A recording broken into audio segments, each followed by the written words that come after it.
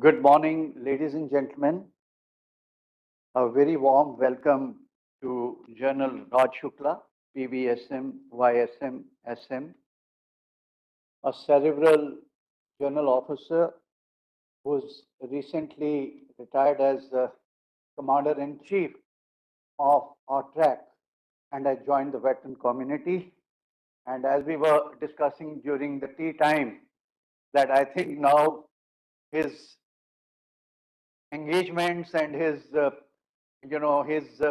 horizon is going to expand, and that is what we've experienced in the service when we leave the service. And whatever sort of credentials he's established, I'm very certain that he'll be in great demand in terms of his ability to contribute in the intellectual domain. I'm also very grateful to our council members and other members of the USI and the officers from the service headquarters to participate in this event. We have also some industry partners who made it convenient for this session today. There are a large number of officers who are digitally and our members who are digitally connected with us, and this event is being streamed on the YouTube live. You see, in last 1 year or so, there has been a shift in the focus of USI activities. We are more and more into new generation warfare and transformation of Indian armed forces. That is why last year, the Chief of Defense Staff, late General Rawat, he spoke on the new generation warfare. Then each service chief spoke on the transformation of his service in the coming decade. Defense Secretary spoke on Atmanirbhar Bharat. And consequent to that, USI has established an Atmanirbhar Bharat initiative here. And we are in dialogue with a number of industry partners. In fact, we are now providing a very robust platform for interaction between the developers, designers, manufacturers, and end users. And recently we had series of discussions with the Society of Indian Defense Manufacturers. We had also people coming from ICRA, that is, what you call is All India Council for Robotics and Automation, Satellite Communication Industry. Their Director General is present here today. Besides, India Space Association, which is headed by General Anil Bhatt, who's present here, is shifting to the premises of USI. We have given them a portion, and we would be working in tandem with that. We also have talks with Satellite Communication Industry Association so that we can look at this as a composite whole. How do we sort of look at the technological transformation in a sustained, in a holistic manner? USI is very closely engaged with the DRDO. We have done some capacity building programs for their scientists and presently working with a number of projects with the DRDO. As far as new generation warfare is concerned, we are conducting events at the National Defense College. Last year, we conducted an event on smart and integrated border management, in which technology was foremost as a driver of change the way we manage our borders. Then we also had another panel discussion with the officers there, and that was the use of force, the joint way forward. How are we going to fight future wars? Our track has been very, very kind to us under the dynamic leadership of the former CNC General Raj Shukla, and we did two very important seminars with them. One was New Generation Warfare Trends and Key Developments in High-End Conflict. And during his keynote address, General Raj Shukla had enunciated 7 postulates. And the second postulate, which was titled Growing Sophistication and Scale was essentially in the technological domain, that how technology is going to transform the character of war.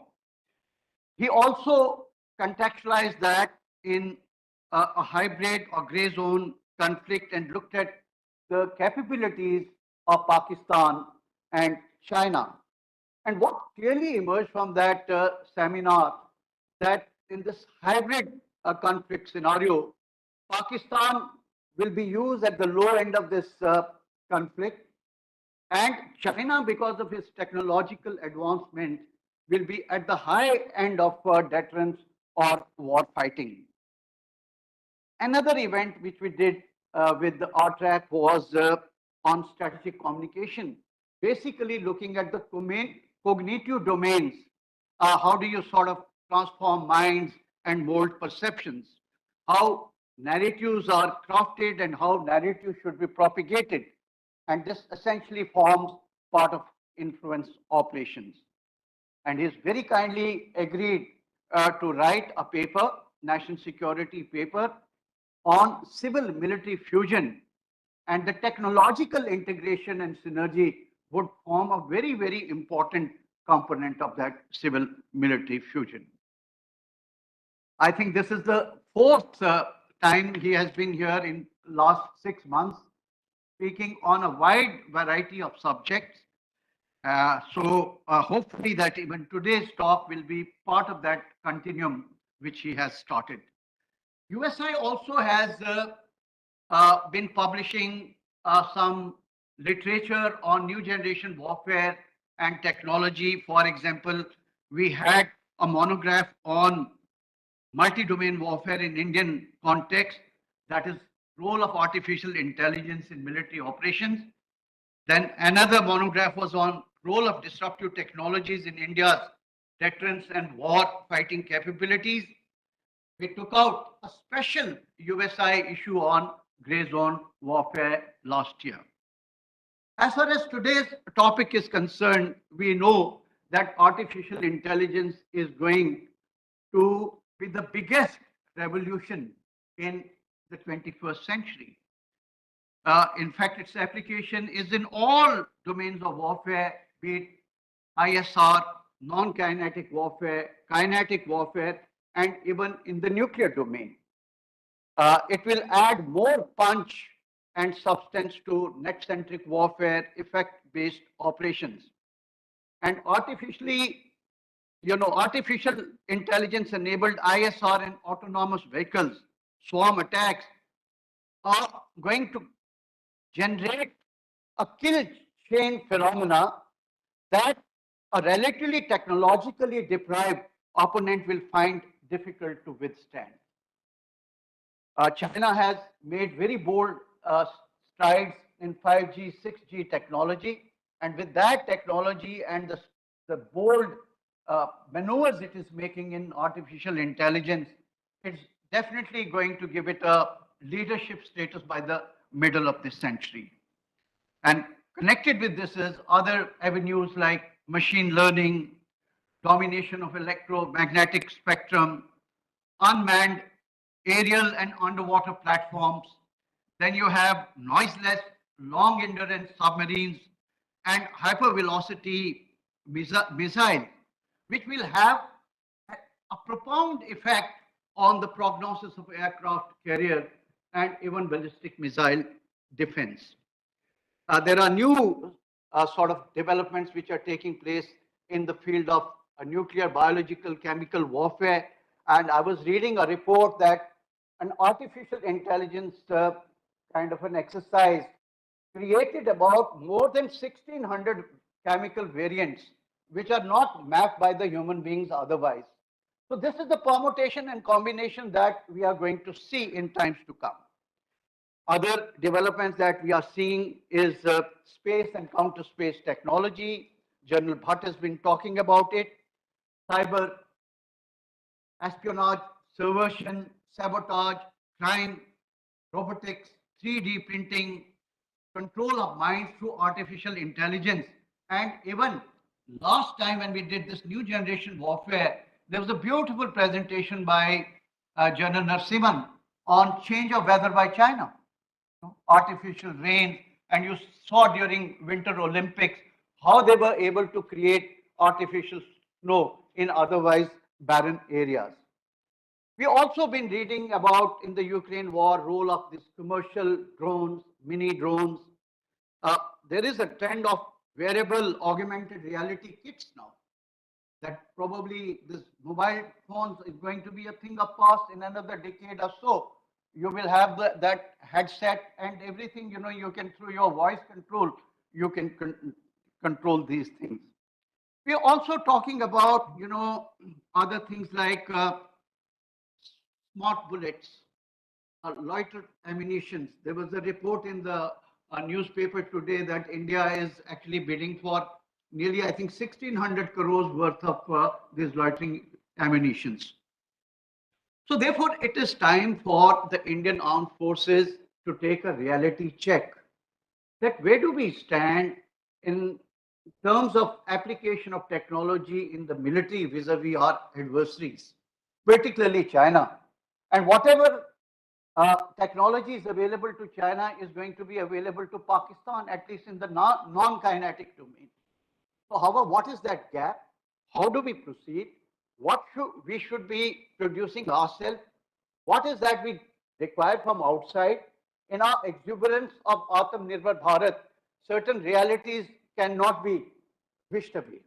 So those are the things. So accordingly, I was just reading in the Foreign Affairs a very comprehensive report that even in America there is a debate today whether these expensive platforms which we are improving every day, whether they will be valid or they will be able to deliver in the light of cheap autonomous vehicles that are going to be available in the times to come.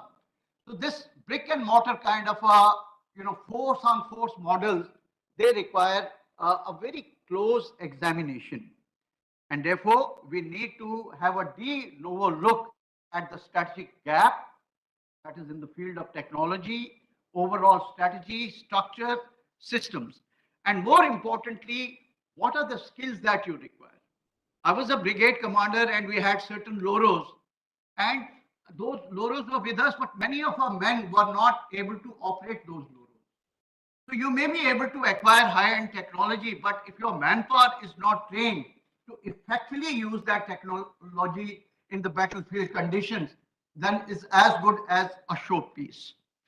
So enlighten us on these issues. We have General Shukla today, and he has had a distinguished military career, had very, very prestigious command, staff, and instructional appointments, including a foreign assignment in Indian military training team in Bhutan. He's an aviator.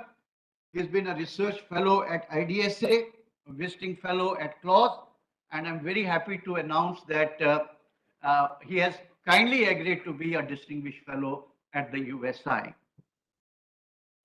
My interaction with him dates back to when I was the faculty of NDC and he was doing the course there. And we have very nice association. And I have no hesitation in saying that I found him profoundly wise, a visionary leader, very articulate, decisive, result oriented, yet most accessible, respectful, and humble. And number of projects that we were doing with RTRAC, there are bureaucratic delays. And whenever I sent him a message, he immediately called me back and he said, give me half an hour. And after half an hour, you start getting number of calls from the officers from RTRAC. And that is the experience even General VK Singh and General, Jagat Veer here had. So that is the kind of passion that he brings to the job and to whatever commitment he's undertaken, despite being at an elevated status of an army commander. So with these few words, may I now request General Shukla to deliver his talk. Over to you. Oh.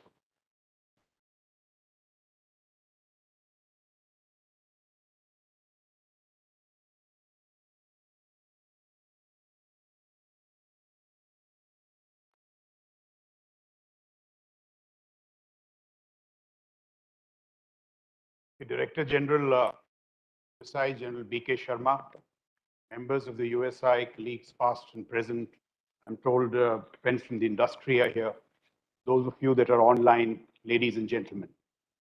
Well, I'm as privileged as I'm excited to be delivering the 38th USI National Security Lecture. As General Sharma told you, I've been to USI many times, but this is the first time in series. The topic given to me is the technological transformation of the Indian military in the coming decades.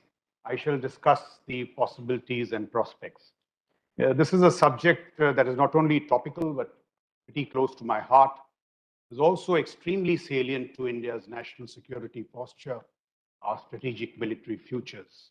It is my view that the skill and wisdom with which we embrace the technology challenge in the coming decades will determine whether or not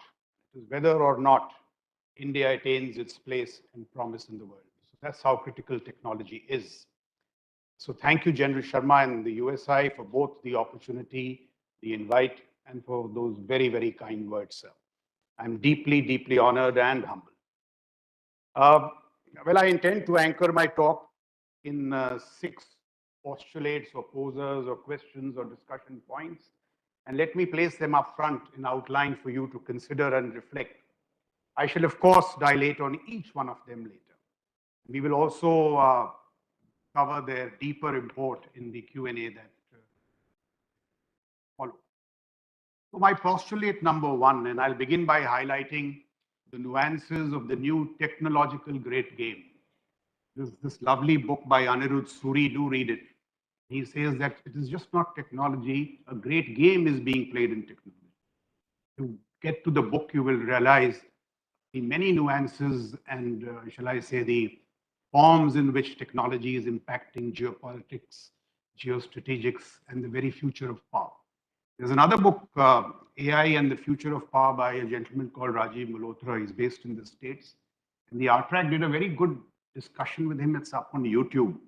Very detailed discussion on the implications of AI. So those of you who are seriously following AI, do read the book and access that video. So what is this technological great game? Well, Anirudh tells us that it is all about how technological disruptions are impacting our societies. We are pretty clear about that. Our economies, our strategic prowess, the very character of war, how they are shaping geostrategic alignments, the geopolitical destinies of nations, and the future of power itself. And if all that I say is true, just see how important technology is. So in my view, there is no option now but to engage with this new playbook called technology and do all that you can to excel and prevail in the ongoing technological great game. Because as this game plays out, as happens in all issues of strategic hardball, there will be winners and losers. We have to make that choice whether we want to be on the winning side or the losing side. And why this postulate about this technological great game is important in my view, especially to a military audience, because unless we are conscious and aware of the technology drivers and developments at the meta-strategic level, it will be extremely difficult to internalize and actualize the import of technology at the operational and tactical levels. And I'm making the contrary argument because often in the armed forces we are told, yeah, here's some English show. Let's get going with the basics. And if you do that, you don't understand the deeper import of technology, the geopolitics of technology. There's so many interesting things happen. You will not do the right things. I think in the first 40 to 50 years, we made a big mistake. When I was a youngster, we were told, technology is not your business here. Your business is to fight. You did all those drills, you did those combat team maneuvers, came, had a drink and slept, and you outsourced your technology to a host of other players. And today we are at the receiving end because for various reasons, delivery did not take place on this promise. So it is my view that you have no option to understand technology, own it, and follow through on it. Otherwise, technology will not be yours. Just to highlight this point, I'll take this domain of space. Of course, the expert is here, General Bhatt. I'll give you some views on space.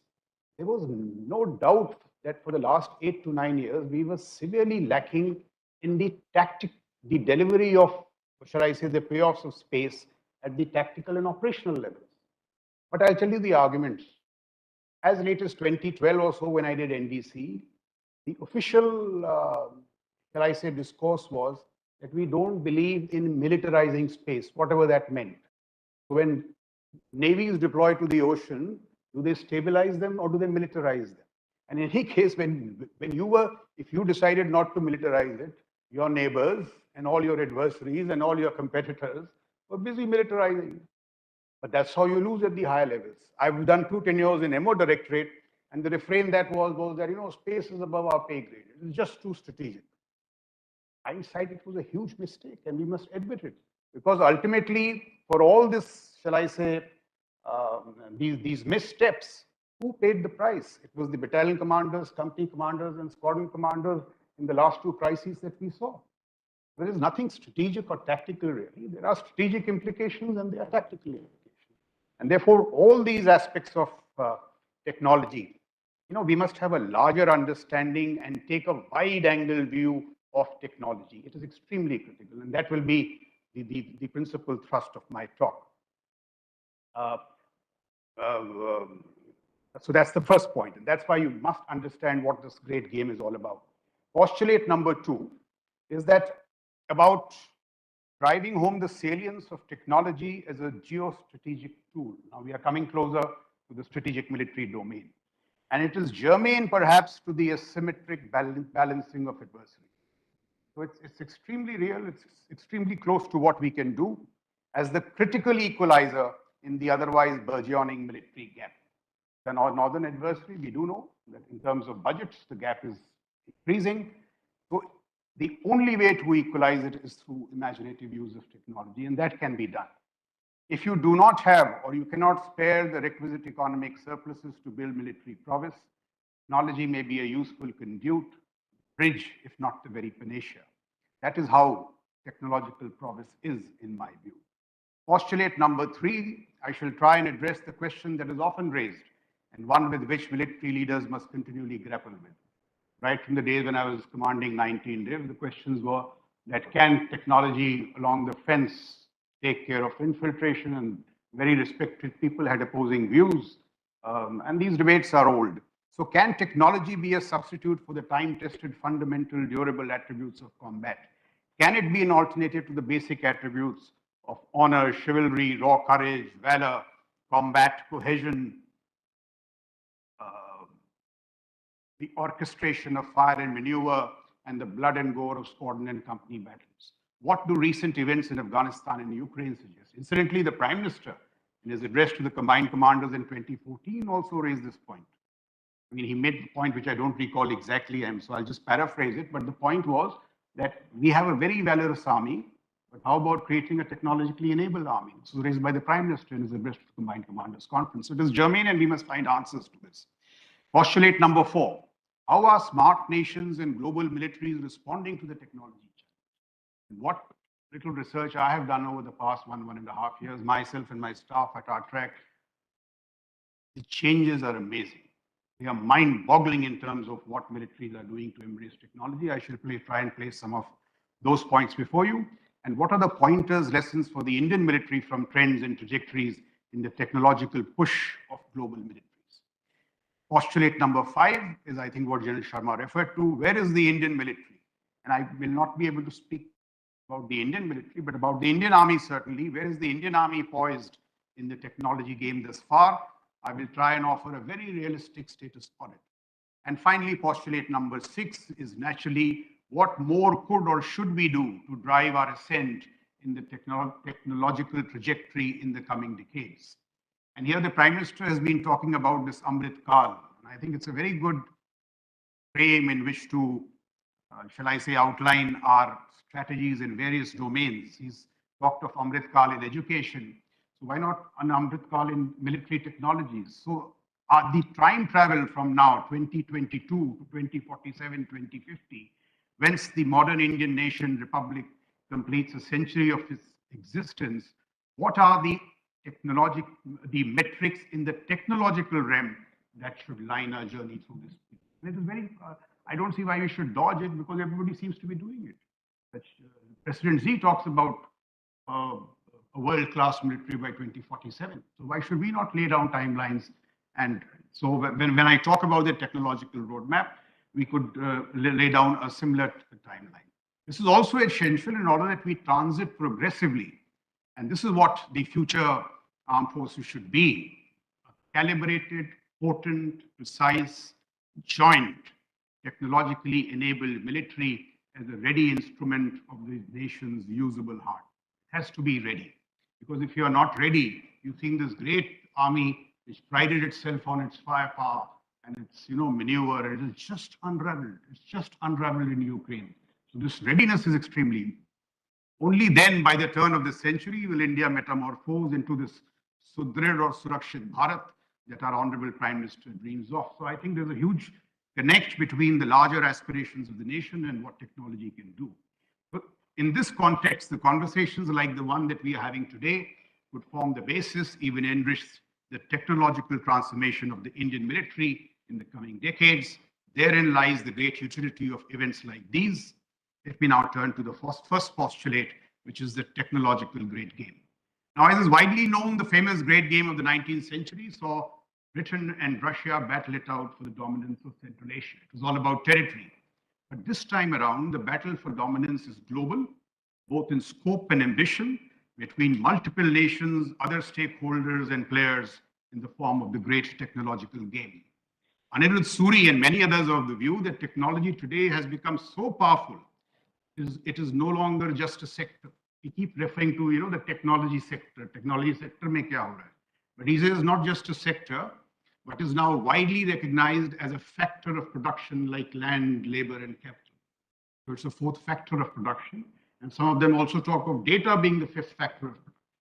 But that's how technology is assuming importance in, will I say, economic and strategic military lexicon. But in modern day geopolitics, this is important, strategic competition is increasingly being expressed through the medium of technology. And such competition in the context of the Sino-US rivalry, for example, is being played out on a daily basis through ideologues in the Pentagon and the CCP. Of late, more in the CCP than in the Pentagon, actually, because I think America has declined in terms of strategic military ideation. The Andrew Marshalls in the USA seem to be a dying breed, and I'll tell you why he's so significant. Because that icon, he was basically an economist turned strategic thinker. He was decades ahead of others in seeing the value of strategic propositions. He also possessed rare technological insights. As director of net assessment, because of his caliber and his great capacity, he served 12 defense secretaries and 8 administrations across the political aisle. He was amongst the first to see the value of nuclear strategizing, the power of disruptive technologies very early on. He spoke about these in the 1980s. He predicted the onset of the military technological revolution, the contours of the RMA in the 1980s, precision warfare. He kind of fashioned the demise of the Soviet Union. And most remarkably, he was one of the first to say, to identify the prospective rise of China. And most notably, he warned that it would not be. And the larger point that I make is that in our technological ecosystem, unless you have such technologists and futurists, you will always get your technology green room. How do we produce these people like him and Elon Musk? Why does our ecosystem not churn out such people? Because if you don't churn out these people, you will never really be ahead in the technology game. How can that ecosystem be created? That is a matter of debate. Had the USA seen the wisdom of Andrew Marshall early on and not been so gullible and trusting, it would not have lost decades, which the Chinese use with great skill to greatly narrow the technology gap. The critical role played by futurists and technologists in a nation's strategic trajectory needs to be appreciated. Unless we have an ecosystem of deep ideation where such thinking minds, techno-strategists bloom, we shall continue to play technological catch-up and not be a nation that determines and sets the technology. So if China sets up the strategic support force, we'll react 10 years later. They'll set up the rocket force, we'll react 8 years later. We'll always be behind. So you really need either a system or individuals like these who tell you what can happen 15, 20 years hence, and so that our planning and our action is tailored accordingly. Anyway, returning to the point, we are seeing these ideologues plot technology strategies in centers of ideation, across academic campuses, think tanks, institutions of strategic import, war planning centers, and now even theaters of war in Europe, the Middle East, West Asia, and the Indo-Pacific. West Asia and Indo-Pacific are laboratories where technologies are being tested on a day-to-day basis, and there are examples by the dozen. In modern conflict, technology is making unequals in combat equal. That is how salient technology is. We all recall Aramco, September 2019. You saw a nation under sanctions, Iran, with Houthi rebels firing those missiles and those drones across to penetrate the most sophisticated AD systems like Skyguard and Crotal, bypassing the American Fifth Fleet, the air defenses of the American Fifth Fleet, and reaching their targets in Aramco. Of late in March 22, we have again seen a surge with the targeting of the oil depot in Jeddah, other facilities in Riyadh by Houthi rebels. So technology is an equalizer. In the many unfolding battles of today, or actually recent times, technological wizardry in the form of drone swarms and menacing loiters is actually challenging the traditional prima donnas of combat. Armor, heavy artillery, and air defense are scampering for cover. So the first time we said, it could be one of those things, and we were not prepared, we did not know this, but now they've done it for 4 times. Idlib, Nagorno-Karabakh, Armenia, Azerbaijan, Ukraine, and Libya. It's happened repeatedly. We really have to see what are these technological tools that are challenging these traditional prima donnas of combat. As a consequence of, at least by way of critical byproducts, technology corporations like Microsoft, Amazon, and SpaceX are becoming as, if not more powerful than nation states. In the ongoing war in Ukraine, and I'm sure all of us have read this, but I found it particularly interesting, we saw these 5,000 Starlink terminals, courtesy Elon Musk and SpaceX, deployed to the war zone. And there were no government-to-government requests, but mere tweet-to-tweet deployments. The Vice Prime Minister Fedorov tweets to Elon Musk. Elon Musk says yes, Fedorov says thank you, and there those Starlink terminals are there.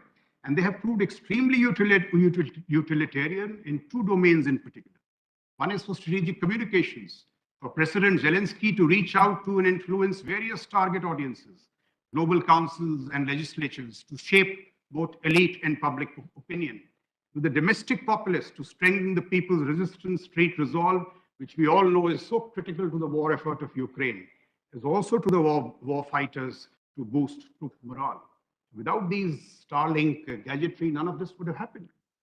Aero Rozvidka, the aerial reconnaissance unit of the Ukrainian armed forces, has leveraged the Starlink terminals with even greater skill. Starlink, which basically offers high data rates for stable communications enabled by an LEO satellite configuration, these terminals have been very effectively leveraged for drone strikes that target tanks, artillery, air defense, and other adversary combat positions. Equally useful in target acquisition, Starlinks have been used to connect thermal vision devices atop the drones with artillery gun positions. As many as 300 information gathering missions are carried out by day. The drones strike at night because the drones are relatively difficult to sight by night. The Starlink terminals have become so potent in recent weeks that they have now become the focus of Russian counterattacks airstrikes. That's how potent they have become. And now look at the agility. Starlinks is also demonstrated remarkable agility and fleet-footedness to meet the emerging changing challenges of the battlefield. New software updates have lowered the power consumption, has made discovery difficult, evasion easier, and has also enabled the bypassing of jamming transmitters. And all this has happened over the last 6 to 7 weeks. There are valuable lessons for this episode. And I will return to this point later. It's a strong case for injecting private sector talent, agility, and technological competence into warfighting. So the speed, agility, and outcomes which the private sector, people of the talent of Elon Musk and SpaceX provide, no government entity will ever be able to, at least not in the foreseeable future.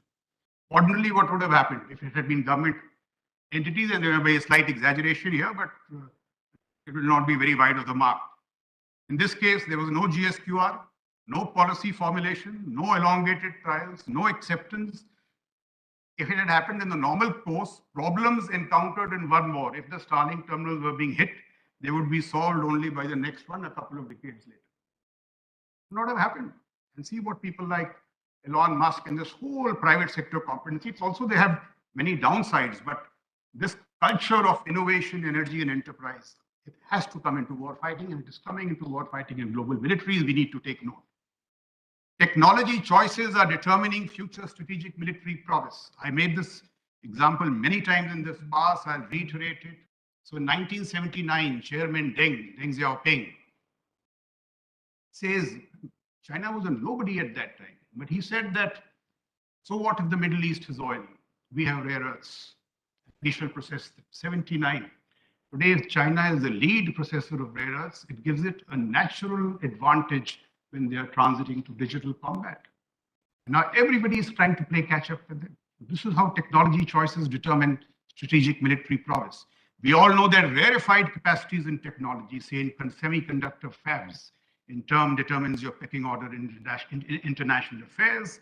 It intensifies competition between superpowers. It impacts critical supply chains, and therefore the very strategic autonomy of nations.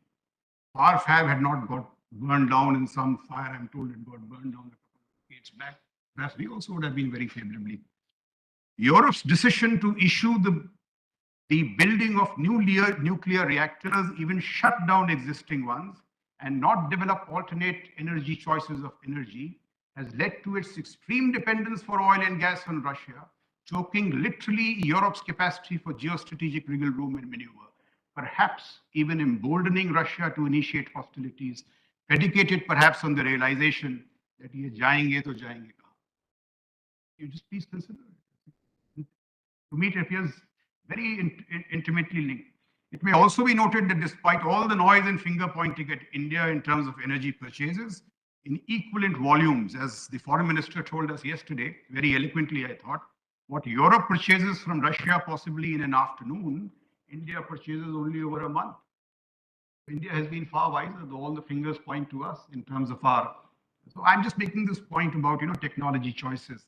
Anyway, the point to be driven home is that poor technology choices have pushed Europe into a tragic geostrategic trap, and we must take the inherent lessons away from that decision. These are some of the issues regarding the first postulate, and there are a host of other issues, how technology is impacting various aspects of our life, but most importantly, the strategic military domain. But I'll leave it at that, and I'll now turn to the second postulate, that can technology be a geostrategic tool for asymmetric balancing? Now, I've made this point pretty often, but let me reiterate it in this time with some finer points. Asymmetric balancing today is a real world possibility. Just take the budgetary differentials between US, China, and India. So US is $750 billion, China is $250 billion, India is $50 billion. So US, China, the differential is about 3.2 times. China, India is about 3.5 times, very similar. Yet I think even General Sharma referred to this. $250 billion invested right with technological purpose and savvy by China is causing severe displacement anxiety in the $750 billion defense ecosystem of the USA. Why? So much so, and these are two real-life examples, that we saw the resignation of the Pentagon software chief, Nicholas Chalon, in October 21.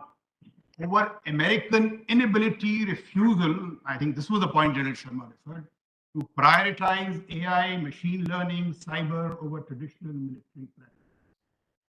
He says that if we have not done it in the past, if we don't do it now, we are gone. And he resigns to drive home the point. The US defense budget, despite being 3 times more, may be a lot of fluff in that it is not generating enough techno-military traction. This is a point that we must consider. Similarly, I would say that India's defense budget, for too long have we weighed it in terms of revenue, capital, all that is important, pensions and what you can do, all that is extremely important. It's time that we took a de novo look in terms of this prioritization. What are we spending on traditional platforms? What are we spending on emerging technology?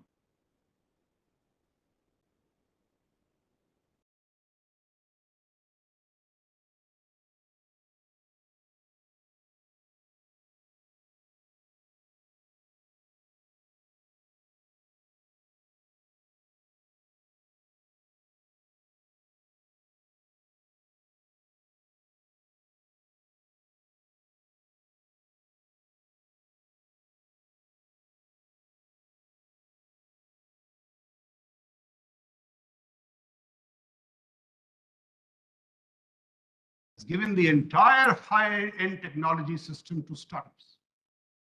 Deep tech, their entire deep technology sector is driven by startups. In fact, many analysts say that their famous 8200, 9300 are virtual startups. They're packed with so many civilians, young minds, innovators, that they are less military platforms or military entities, more startups. We have to make this choice. Do we need these expansive, elaborate space commands? Do we need these expansive, elaborate cyber commands? Or do we need these innovative structures like 8200, 9300? In terms of delivery, I dare say 8200, 9300 are years ahead of the US Space Comm and US Cyber. So now that we are at a critical juncture here, we may like to look at this point. And now such displacement anxiety that I pointed out, Nicholas Chailan resigning was not a one-off incident. It was reinforced somewhat by the fulminations of the vice chairman of the American Joint Chiefs of Staff in a similar time frame, 1 month here or there, Lieutenant General Hyten, over American inadequacies in electronic warfare and spectrum operation. Now, in the information age, information dominance, they say, is all about your ability to control and leverage the electromagnetic spectrum. Therefore, China's investment is the strategic support force, where it combines space, cyber, and EW. And what will it do? It will do two things. It will interrupt your information flows. It will neutralize your decision making. So if the adversary, if the strategic support force is actually as effective as it claims to be in a future conflict, the adversary will not be able to do radar, he will not be able to do GPS, he will not be able to navigate, he may not be able to talk, he may not be able to strike. If that is a possibility, and there are signs that EW is doing remarkable stuff in many of these recent campaigns, we do very urgently need to see what we need to do about DSS. What is our response? What are we going to do about it?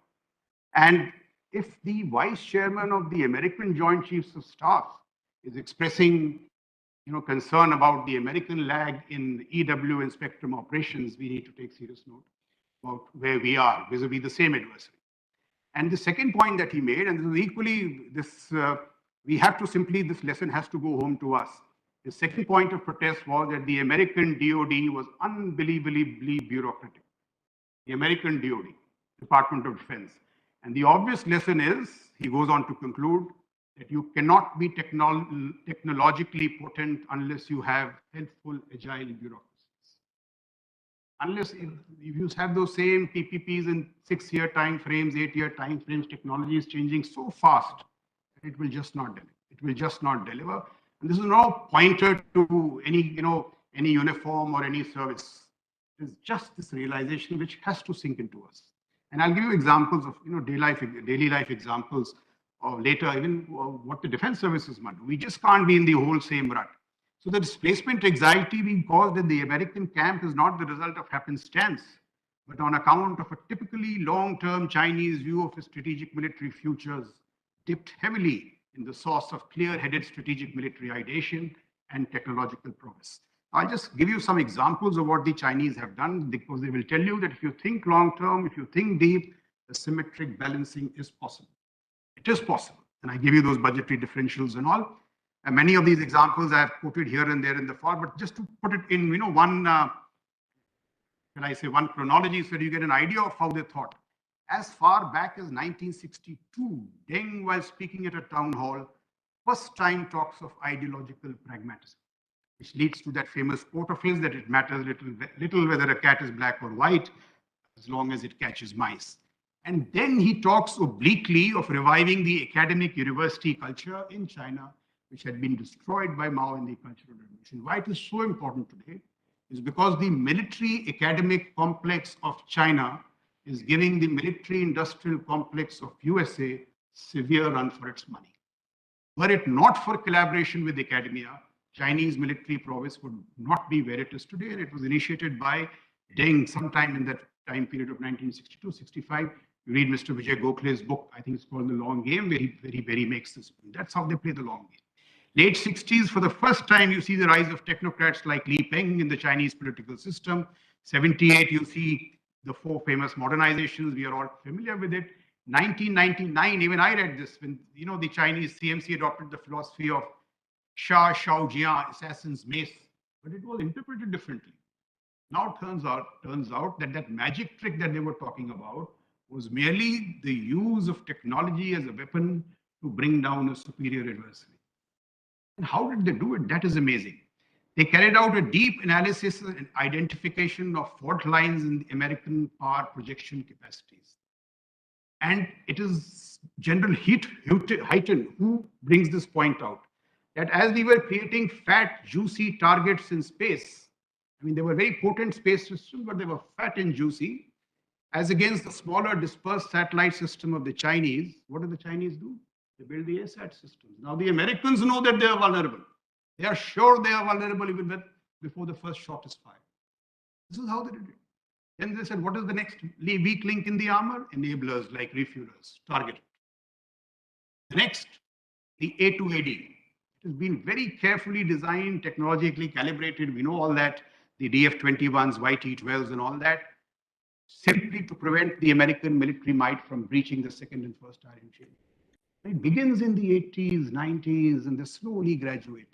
Such long-term thinking in India, very frankly, simply not possible. I don't know whether it will actually ever happen. How do the Chinese do it is remarkable. And what strategy do the Chinese adopt to make the assassin's mace a reality? Beg, borrow, steal. We all know it.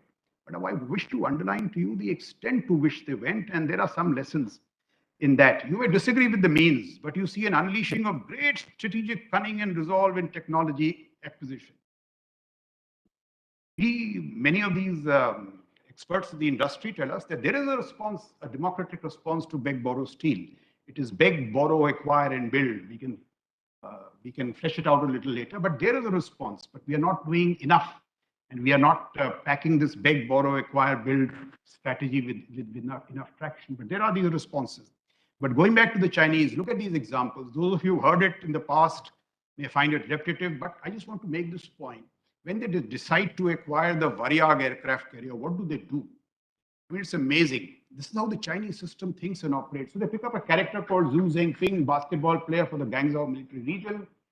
And the aim is to get that Varyag aircraft carrier, by the way, from a Ukrainian shipyard. And, 12 meetings are held. A grand plan steeped in deception is laid out to acquire the aircraft carrier, while making Zhu front as a tycoon looking to acquire the carrier to build a floating casino in Macau. Look at the cover.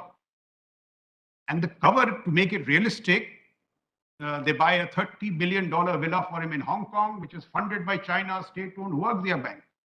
He spends $1 million to acquire documents from Macau that would authorize a casino. He appears in lavish magazine spreads with his wife, I don't know the real wife or some poser, just to fortify his image. He sets up offices in Kiev and Beijing, pays millions in bribes to keep the Ukrainian sailors liquored up in the evening. False cover stories are planted, but it takes 4 years to transport the carrier to the Dalian shipyard in China. Because on the journey, for some reason, it gets stuck in Ankara. When it gets stuck in Ankara, to get this cover operation going, who flies in? President Jiang Zemin. He visits Ankara in 2000, promises market access for Turkish goods to enable passage of the carrier. So look how simplistic we are about our acquisitions when we talk of PPPs and the rule of law. And I mean, something we cannot duck when you are up against adversaries like this. So Chinese acquisition lies at the convergence of strategic deception, diplomatic maneuvering, public funding, commercial funding, fronting, and deft state intervention when required. That is how acquisitions happen. That is how this technology creep is closed. We really have to get going. And just to tell you, it is not one-off. A similar initiative is undertaken for the acquisition of metamaterials, quantum visibility, which gives you technology in military stealth and forms the basis for China's 5th generation fighter. So you have a Chinese interpreter, Ru Ping Liu. He goes, a very good student, does his PhD from the Duke University, gets in touch with the foremost material scientist, David Smith, and makes a thorough monkey out of it. He manipulates the academic, and there is a logic for it. The Chinese say, why spend and build labs, spend billions on building labs, when you can simply get Western academics to share their lab secrets with you? You get the lab results by manipulating David Smith. Why build labs? This is what they did in their initial phases.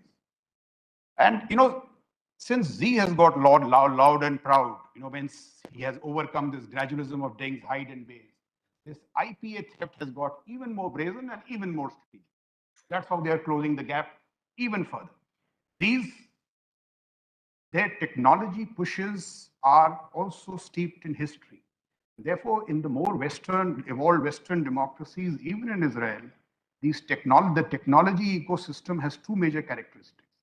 They have people who have a clairvoyant eye on the future, exactly how strategic military, shall I say, propositions will unfold. Yuval Harari. He does it with reasonable precision, so it's entirely possible. And they have an amazing sense of history. So they go back. They have what are they called? Scholars in technological history. Look at what the Chinese do. Xi has done a similar thing. They've gone back to a character called General Li Hongzhang, 1872. He was called China's Bismarck, architect of unifying China and national power. He carried out an appreciation of the advent of Western weapons and technologies then. And he sensed an existential threat to the Qing dynasty. He warned the Chinese elite about the need to adapt to the manifestation of great technological changes not seen in 3,000 years. Great technological changes. The Chinese elite did not pay heed. China lost a historic opportunity, failed to embrace technologies and modernize, lost a war to Japan. And China's inability to reckon with geopolitical and technological forces changed the international balance of power, ushered in China's century of humiliation. This is what drives the mind space of Chinese ideologues, most notably, I'm told, President Xi. So Xi has repurposed this phrase, great changes not seen in technology over 3,000 years, to inaugurate a new phase in China's grand strategy, which is nothing but renewed technological rejuvenation and using the same to propel China's onward march, especially through technological excellence. And therefore, he keeps advancing these timelines in terms of technology. By 2030, he says PLA should aspirationally equal the US armed forces, especially in the technological realm. And you see all his speeches where he says, train to use these technologies and train to fight to win. I have not seen a head of state in recent times who churns out training directives. And he does it. So this is the passion and the long-term view with which they push it. And it is also, steeped in history. And now see the consequences. Let me give you the consequences from another domain. The Chinese understanding of the geopolitics of space. This is an American four-star General Steve Quast. He had something to do with the US Space Com. He says that China today is at least a decade ahead of the USA in space. He says, while we are looking at, he says there can be no military superiority on Earth without hegemony in space. This is the Chinese reduction.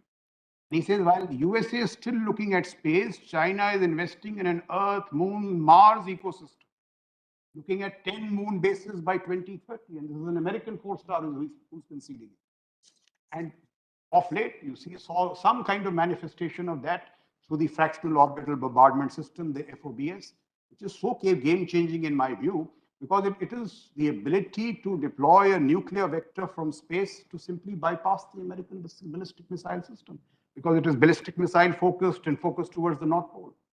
So what is all this doing? The Chinese technological push and their great success has left the Americans, the mighty Americans, with a feeling of being technologically overwhelmed. Now, even if some of this is fluff, if some of this is overhyped, all of it cannot be overhyped. And if it is causing displacement anxiety there, it is something that we must take note of. And what is the Chinese tool to bridge the technological asymmetry? Civil-military fusion. And therefore, as a critique, our debates when we talk of jointmanship, we are at least 3 decades behind. Jointmanship was a thing of the 90s. Today, the challenge is to create theater commands in these digital formats. You must first have data, leverage the data, create the pipelines, usually talking of tri-service clouds. It's my view, we can debate it. Just having structural changes will be of no use because the battlefield is changing. Operationally, tactically, I have no doubt we'll be able to measure up to the Chinese. But if they are making this dramatic transition to digital combat, and if much of it is true, we have a serious challenge. And we really have to wake up to it. Why are the Americans investing in JD? And who is driving JD, their joint enterprises, something? It is people like Microsoft and Amazon. That's how big ticket it is. That's how important it is.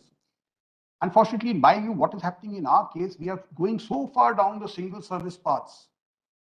Our ASCON and their AFNet going so far down that we will reach a point where it will simply be impossible to connect unless we reverse that immediately. And so in my view, this transition to digital combat, and there's a whole that can be spoken on that, is far more important than creating theater. It's not to say theater commands are not important. I'm not talking about that. Theater commands are important. And very good example is Ukraine. If the Russians unraveled, one reason was they had no theater commander on the ground. It's very important to have one theater commander, but accompanied by all these changes. And this civil military fusion is so dramatic. So they moved from jointmanship to cross-pollination, and now finally civil military fusion, which is basically talent from any place, civil, military, private sector, SOEs, anybody. All that matters is talent. 8200, 9300 similarly modeled. Look at the talent pipelines. I'm told 8200, 9300, the best guys, best academics join 8200, 9300. There are no bars. Serve 2 years, 3 years, 4 years, 6 years, or lifetime.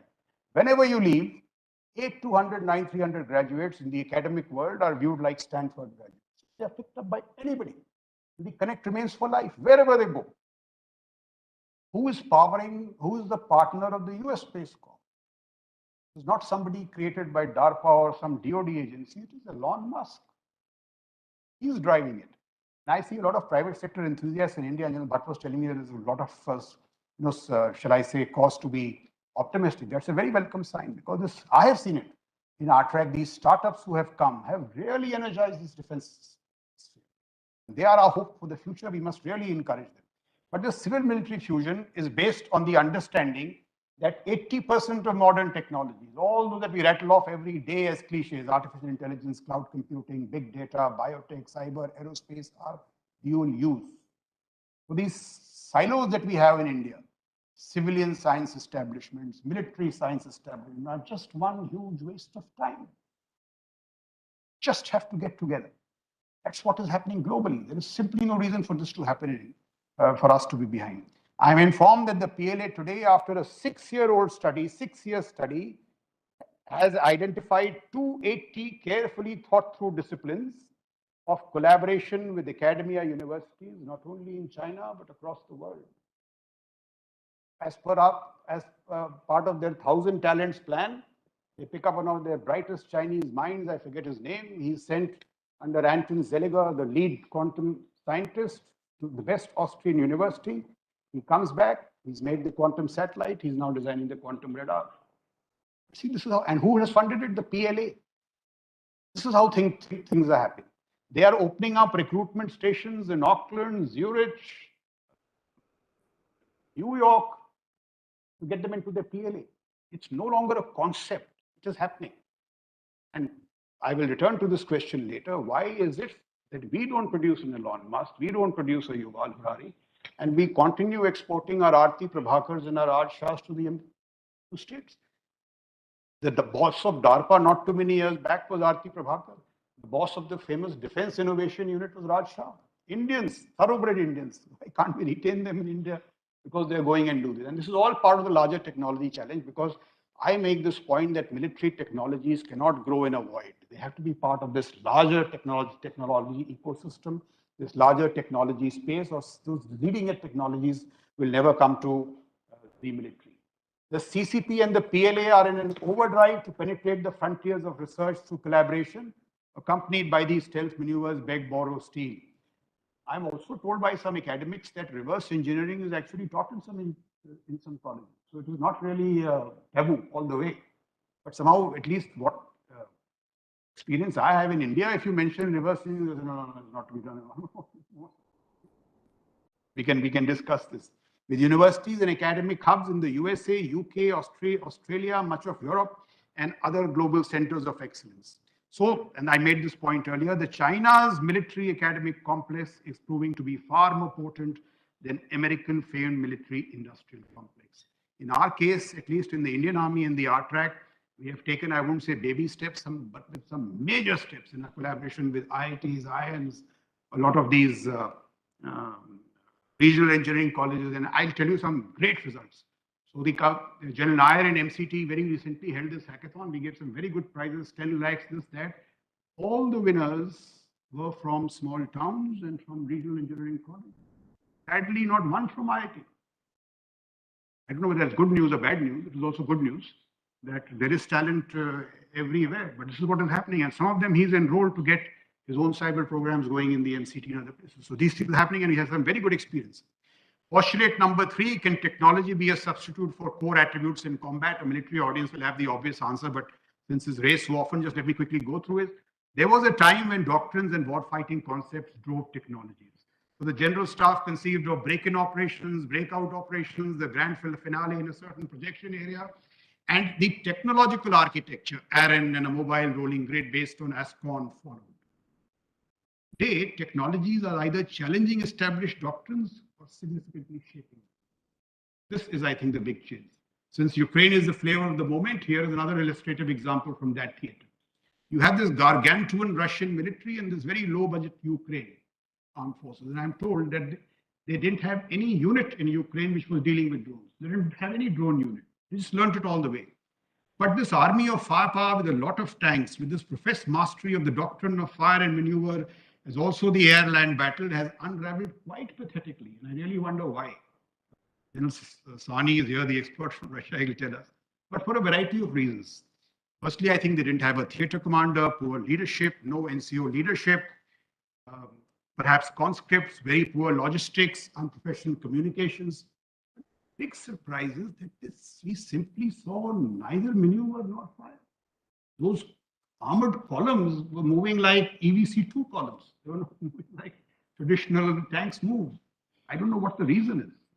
And one of the reasons could be that the point I made earlier, that these prima donnas were challenged by small technologies. And all of them worked so well, either from that period between Crimea and now, the training was intense, or they are better educated, or they've leveraged it better. But all these small technologies, loiters, drones, javelins, stingers, EWs, jammers, they have all enabled Ukraine to not only stall the attack, but now counterattack. At least the Battle of Kyiv has gone decisively in favor of Ukraine. And I'm told that Russian tank columns came pretty close to Kyiv, both the city and the airport, but they were ambushed and stalled by these deadly drone attacks. Commercial drones were used as eyes, what is in the next village, along the next kilometer of the road.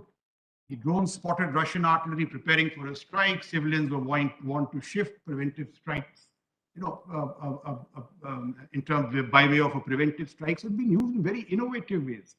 But the serious question that we must ask is that has the tank movement in warfare perhaps given way to the drone? There is enough evidence not to make any assertion, but at least to answer the question. And I'll request Teddy to answer this question when we come to the question answers. But I think it's a serious question that has to be posed, because it has happened not once, twice, but 2-3 times now. And it goes for all the others, even the artillery, even for the air defense. And it's because the way these drones are operating, particularly this Bayraktar TB2, which is really another story by itself as to how civil military fusion has panned out in Turkey, where based on their primary, shall I say, proficiencies in this drone, they are now a drone superpower, and EW, they are using these two to market war as a service. Not only are they getting, what shall I say, strategic resonance or strategic value from this, but huge commercial. That's how it has worked in Turkey. So these Bayraktars have been very useful in targeting tanks, artillery, SAM launchers, logistic columns. Their robust EW suites have survived the EW assaults from Russia's famed EW units. Last time the story was the other way around. This time they have fortified them. And the drone effort, supplemented by Switchblades and Puma, Switchblades are those loiters, the Punisher drones, have caused even greater dramatic effect. And I'm told now that the Puma and the Switchblade, they operate in tandem. Puma is a recce drone, Switchblade is the loiter. So a two-man team 10 miles away targets 5 tanks and targets those 5 tanks and takes those 4 crews in each of those. This is how this innovative use of drones has seriously challenged tank warfare. If any of this is true, we need to look into what our doctrines and our maneuvers are going to be. So technology, low or high end, continues to be salient, but technology, as General McMaster tells us, is impacting the character of war very, very significantly, so we must be open to it. But the nature of war is relatively immune to technological impact. I think he makes a very solid point there. So in Afghanistan, the ANSF and the USA got too carried away by technology. Inadequate attention was paid to the nature of war and all those attributes that we spoke of. Honor for the Taliban, combat cohesion, this, that. And that explains the collapse of the Chinese and the Americans in Afghanistan. But if you leverage both, I think in Ukraine, the unraveling of the Russian military has been caused by inadequacies in the fundamental attributes of combat, and the resurgence of the Ukrainian military has been brought about by superior and more imaginative leveraging of technology. That is, I think, where the answer lies on whether technology can be a substitute. Certainly not. It can significantly impact the character of war, and we must, so in my view, there are no contradictions. We must have strong fundamentals of combat, but upscale the character of war through innovative exploitation of technology. Postulate 4, what are global militaries doing for technology leveraging and exploitation? One is the civil military fusion. It is a new mantra for technological enablement, capacity building, and war fighting across competition and conflict. Modern strategic military challenges are too sophisticated and complex to be handled by the military alone. And therefore, fusion of talents of all hues, soldiers, diplomats, private sector, startups, scientists, all this is happening. Examples are there. I said Spacecom partnering with Elon Musk. There's also a very interesting video of the CNC Spacecom when he was asked that, what about your ability to attract talents? I think it's a video about 2 years back, so it's pretty contemporary. He says that in his time when he spoke to the heads of these big tech companies, the attrition rates in big tech companies was 80%. And in his own place, it was just 40%. And the reason he says that those salaries were considerably lower, many of these bright minds came to Spacecom because they wanted to associate with the prestige of strategic military projects and so on and so forth. So it is not money alone. If we open these talent pipelines to many of these bright people, they will come, even for, shall I say, lesser salaries. I give you the example of Jerry Quantum, the 1,000 talents plan. Huawei is remarkable. Huawei, as we all know, is driven largely by a very close partnership with the PLA. See how they have, what they have done with 5G. Huawei is virtually driving 5G. As of today, I'm told that Huawei and the PLA have joint teams operating in their autonomous vehicle projects in a certain city, AI projects in a certain city. It's in the civil space. But the natural payoffs in the civil space come that much faster to Huawei, that much faster to PLA because they are operating like that. And they will, therefore, they've already started coming. I mean, 5G is there along in the Western Theatre Command. So if there is this natural civil military fusion, whatever you call it, the osmosis will be that much faster. So that is a simple logic of civil military fusion. And I think though we have picked it up in recent times, we still need to go a very long way. I told you about this business of combat structures metamorphosing as startups. This is remarkable in the case of Israel, and especially when it comes to cutting edge technology, space, cyber, 5G, advanced microelectronics, hypersonics, and so on. And this is very contrary to the Indian conversation about, which is high-end strategic systems, DRDO, ISRO. I think we must question it. And not to question DRDO and ISRO, but just to see the payoff. Other militaries are using startups, and there is logic for it because they are youthful, they are innovative, they take risks, so on and so forth, and they get these very high-quality, pipelines. It is also, when we were talking of Elon Musk, this point has to be seen. There is something in our system. Somebody presented to me Elon Musk biography, and there I was reading that Elon Musk says that when all his counterparts in school, college, and even later were looking at the app economy as to how to leverage the internet to deliver pizzas and to deliver, he says, I was always thinking of a rocket company. I was always thinking of a electric vehicle unit. And today he's delivering on it. In our ecosystem, do we not encourage such people, or do such people fail early? Should we, institutionally fund failures? These are all questions. I'm told when Elon Musk interviews anybody, he says, how many times have you failed? And if you've not failed 4 times, you're not recruited. I know there's an exaggeration, but that's the basis of induction. And therefore, this whole culture needs to pick up. Elon Musk, Steve Jobs, you don't see them much in India.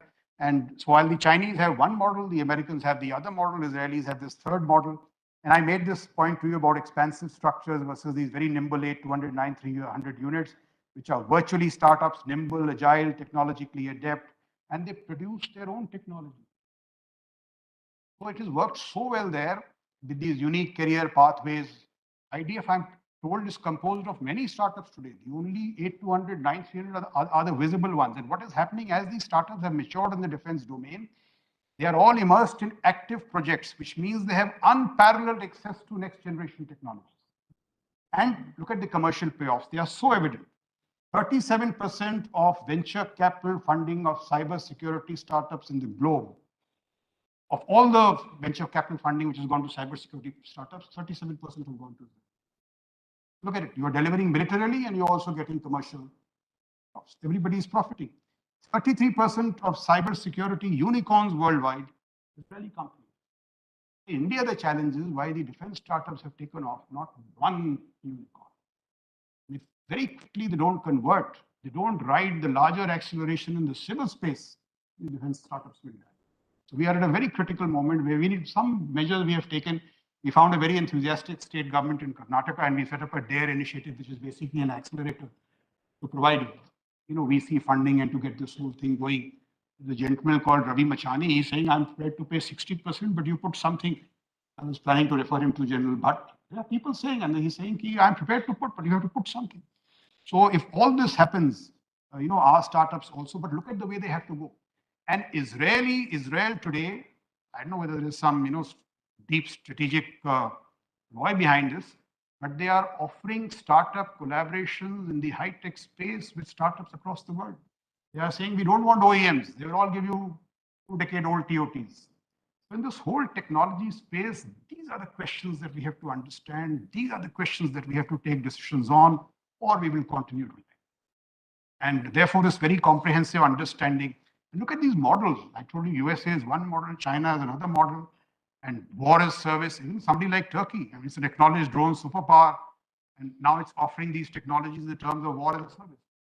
Look at how critical art innovation is. So we had TRADOC, which is the equivalent of our R-Track. They have split TRADOC into TRADOC in futures, and for very good purpose. So TRADOC says focusing on a thing like conceptualizing, driving, and implementing MDO, which is driving emerging technologies with traditional attributes. So how do you integrate space and cyber with your land, air, and sea battle? That is a challenge by itself. They say next time, why should we start with a fire assault? Why don't we start with a cyber assault? The next counterattack deep into enemy territory, why should it be with tanks? Why should it not be with swarm of drones? And they are playing, training, and practicing this out in the Indo-Pacific. That's the focus of TRADOC, neutralize A2AD, using technologies, deploying these technologies in the Indo-Pacific, integrating, training, and mastering them. And for a while, I've been following this. And I think Z, by going loud and proud prematurely, has woken up the American military. And they're doing some very serious stuff in the Indo-Pacific, which means that should there be a Taiwan contingency, I think the Americans will do a pretty good job. That's my reading, because a lot of these exercises and all are going on live in that area. But concurrently, America has set up this Futures Command under a 4-star just to drive technological innovation. That's the point I have been raising in various circles. It was not found traction as of yet. But I'm not saying a command. It's, the moment in India you talk of a command, they're looking at a 4-star. That's not the point at all. But either you raise a vertical in one of, and it's located in Austin. Austin, Texas, I'm told, is the innovation, the civil innovation hub. And if you see their inauguration ceremony, you will find more academics there than uniformed people. That is how seriously they are taking it, because they are saying that capacity building, innovation, especially on the Chinese scale, nurturing of military startups, these are their mandates. Nurturing, and this is, unless you do this, you will not be able to take care of the Chinese threat.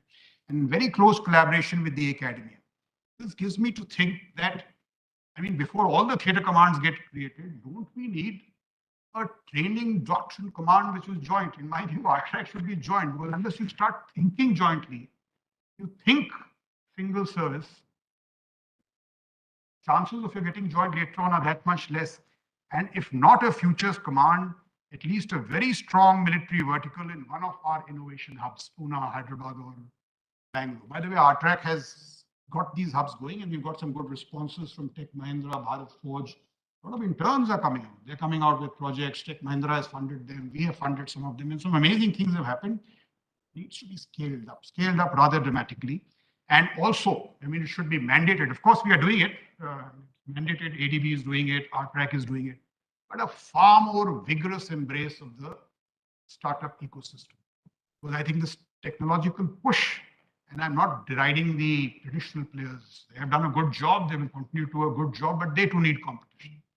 That competition must come from private players in these varying domains. And finally, let me combine postulates number 5 and 6. Where is the Indian military? Where does the Indian Army stand? What more should it do? What are the possible contours of the technology roadmap over the next couple of decades? Well, I've discussed, I think, in passing most of them. But just to sum up or reiterate them, it is my honest view that 4 to 5 or 5 to 6 years back, when the Indian Army undertook a series of initiatives about what may be described in aggregate terms very modestly as a technology maker. Once that decision was taken, I think some very significant things have happened. And they should be ominously significant for our adversaries, because if and when the Indian Army and the Indian military realize their full technological potential, Indian military will be a very formidable professional force indeed. Because in many of those fundamental attributes, we are pretty good. We are pretty good. We just need this technological infusion. And that is why this technology makeover is extremely significant. How did it start? I just want to outline a few things so that you don't think it is all in the air. At RTRAC, it was for the Indian Army and the directions of General Ravne, identified for development disruptive technologies, AI, blockchain, quantum, AR, VR, drone swarm, cyberspace, all that, to be executed within delineated timeframes and with dedicated funding. It is not in the air. Last year, RTRAC spent 7 crores on R&D and product improvement, so on and so forth. This year, we have spent 141. So huge. And I must narrate this story because technology also has human interest. When I was DGPP, there was Samir Joshi. I wonder he's listening today. Retired squad leader. He walked into my office and said, "Sir, I swarm drones."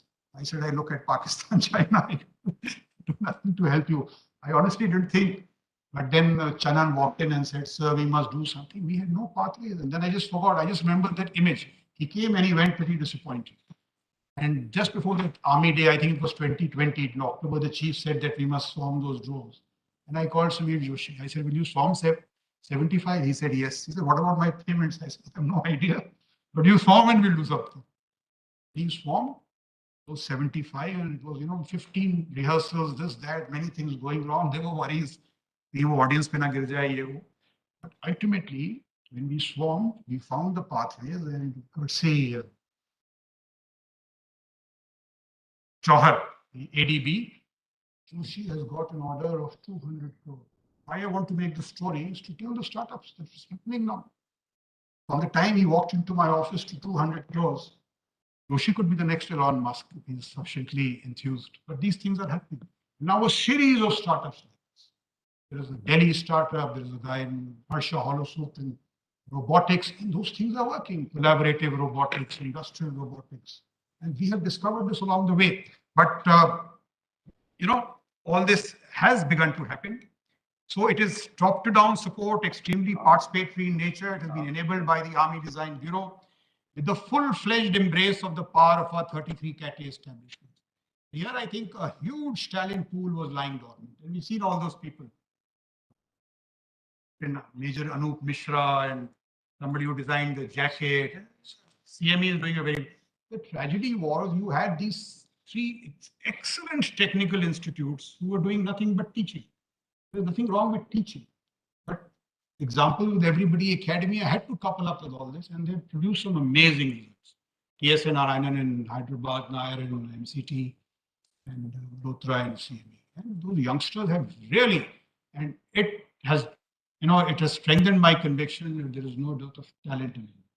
Whether they come from small towns, they come from the services, they come from the startups. They just need to be given pathways and opportunities. And they will deliver. And they have been delivering many. These drones, by the way, have now been taken to the border. They've been taken to Ladakh. Their payloads are being refined and all that is happening. So it was not just an exercise, in PR. And there's been, I said, very substantive, this thing with the private sector and the academia. Of course, it needed a surgical reduction of bureaucracies and strong handholding of other stakeholders, and that's why those half-an-hour calls, which Kamparaj also is very familiar with, but for with good intent. And finally, I have realized that if we respect each other's talent, there are no contradictions. So the private sector comes with its own set of things. They're innovative, but some of them they don't put them, the money where their mouth is. It is with great reluctance. That also happens. That let me point out. But I think it is the beginnings of civil military fusion. Very honestly, we have taken off. But if you see the China challenge, it's far way off. We have to do far more. But a new culture of innovation, energy, and enterprise has taken root. And I think this will be a veritable turning point because culture eats structure for breakfast. No doubt about that. There's a cultural change in all this. And as I said, everybody, IFAs I found was surprisingly open to this. I mean, we just told them this had to be done. This was the logic, why we are doing it, why the Prime Minister is saying this. And all those GFRs and financial regulations were twisted. I didn't have to overrule any file. I found the IFAs surprisingly but pretty, and not only me, and all these establishments, all these, because it has to come all that way. So I think we have responded pretty well. Indian Army has displayed great flexibility and imagination. And I do want to make this point that the gentleman who helped me in all this was an officer from the infantry, Colonel Khan. Infantry officer with an amazing understanding of technology. He explained to me how AI plays out in small ways, how blockchain in simplified forms. So this business also that, not true at all. Even General Sundarji, I've heard Raja Ramanna saying, the best technological mind when we were in staff college is here. When he was retired, Krishna Swami Sundarji. So it just comes from a person's application to, if Khan, you're listening somewhere, I think he told he's in 21 core now. I'm truly grateful. So today, if you ask me, from being a technology laggard at one point, the Indian Army today is vastly enabled in terms of technology. With some modesty, I will say it is a leader in many domains. The leader in many domains. So that is the story of technology. But I'll be the first to admit, as I said, despite all the good news, the grim reality is that the technology lag with China may be growing. Because they have this huge head start. And what they are doing as, their capacity blitzkrieg as a strategy is something to overawe people. What they are doing in Taiwan. And I mean, they keep churning out new tanks, new artillery pieces, every day something. Now, some of it may be hype. Much of that is happening, and we have seen it playing out in the WTC. So what do we need to do? We need to take this technological push even further. Inspired, informed by global trends and all that I've spoken about. Of course, develop a technology ecosystem suited to the Indian genius. So some steps have been taken, like 5G has been given an Indian tenor. It's happening in Chennai. We were not part of the 6G roadmap. We got army officers put in the 6G roadmap. Because somehow, if you are not there into it right from the beginning, the point that I made initially, somebody else will do it, and not out of bad intent. If you're not interested, why should anybody else develop the technology for you? This Make in India, Make for the World needs major technology fusion upgrades. Without that, it can't happen. These traditional transfers which take place, they will always be 1-2 decade-old TOTs. To my mind, they are quite pointless. You have to invest in these startups, those Israeli kind of opportunities, deep tech. That's my next point, that one big weakness in our case in national security and deep tech, India is clearly in the white space, which means where unmet, undiscovered needs of customers, which is the armed forces, need to be uncovered to spark innovation. There is great space and scope for action here. There is a great opportunity. And what we do in deep tech will be the game changer, in my view, our technological destiny. There are a lot of people dealing with deep tech. They must look at this issue very carefully. I made this point about startups. Defense startups need greater hand-holding and funding. There are two critiques here of the military, at least in the army, which we must address. And why I'm saying it publicly is because we must address. One is our capacity for endless trials. Very senior politician has said, ki, bhai, aap to trial karwa ke maro, which is a fact. I'll give you a case without naming the institution, but I'll tell you, I just want to drive this home because it is so real. So a file comes to me of a weapon system, I won't name the institution or the weapon system, which has done its trials, and it's a pretty good system. So You know how our system is worked, that the trial officer will write something, somebody something. So I called my staff, I said, what am I supposed to do? They said, just ditto it, sir. I said, he can't change it. No, you can't change it. That drew my curiosity. I spoke to the trial officer. He says, this weapon system. I said, how many rounds is it? He said, 7,000. I said, how many rounds were flawless? He said, 6,994. I said, 6 rounds mein kya hua? He said, sir, double feed. Double feed to is part of that fori ilaj. No, sir, but it has not met the. So I said, come on, are you going to reject a weapon? He says, sir, I'm the trial officer. And he's making his point. He says, I'm sticking to the format. And then he tells me, sir, may I have your permission to say something? I said, yes, please say. He says, sir, I should not be asked to change it. What option did I have? I called for that file back and I wrote 7,000 rounds were fired, 6,994 were flawless. In my view, the weapon must be inducted. The trial officer will go. I'm not doing it just to make a point. Otherwise, where will these trials go? Again, it will go 3 years. This is one system I'm giving you an example of. 3 systems, bureaucrats and politicians will give you examples. It just cannot be endless. We cannot be slaves to formats. That was never the purpose of the format when it was first. But it has increasingly got into Indian culture, and this is one of the major reasons why this is, why things are not happening. Orders. Our great reluctance to translate all this into orders. This NCNC is a strange creature. Who is ever going to come to you for endless NCNC? I mean, it costs him. Look at that startup. He's put his life savings. And by the way, it was a pleasant discovery. The entire startup industry, or whatever you call it, 95% are service officers. They're doing pretty well, and they come and tell you, sir, I put my lifetime savings here. मैं उसको 2 move करता हूँ महाजन मेरा तो, and we say NCNC. It has to end at some time. Why I'm making this point is these things have gone into our lexicon, perhaps at one time with something, but at the moment we just have to get it. And the major challenge next is this transition to digital combat, data pipelines, harnessing, leveraging data, tri-service cloud, edge computing, EM spectrum.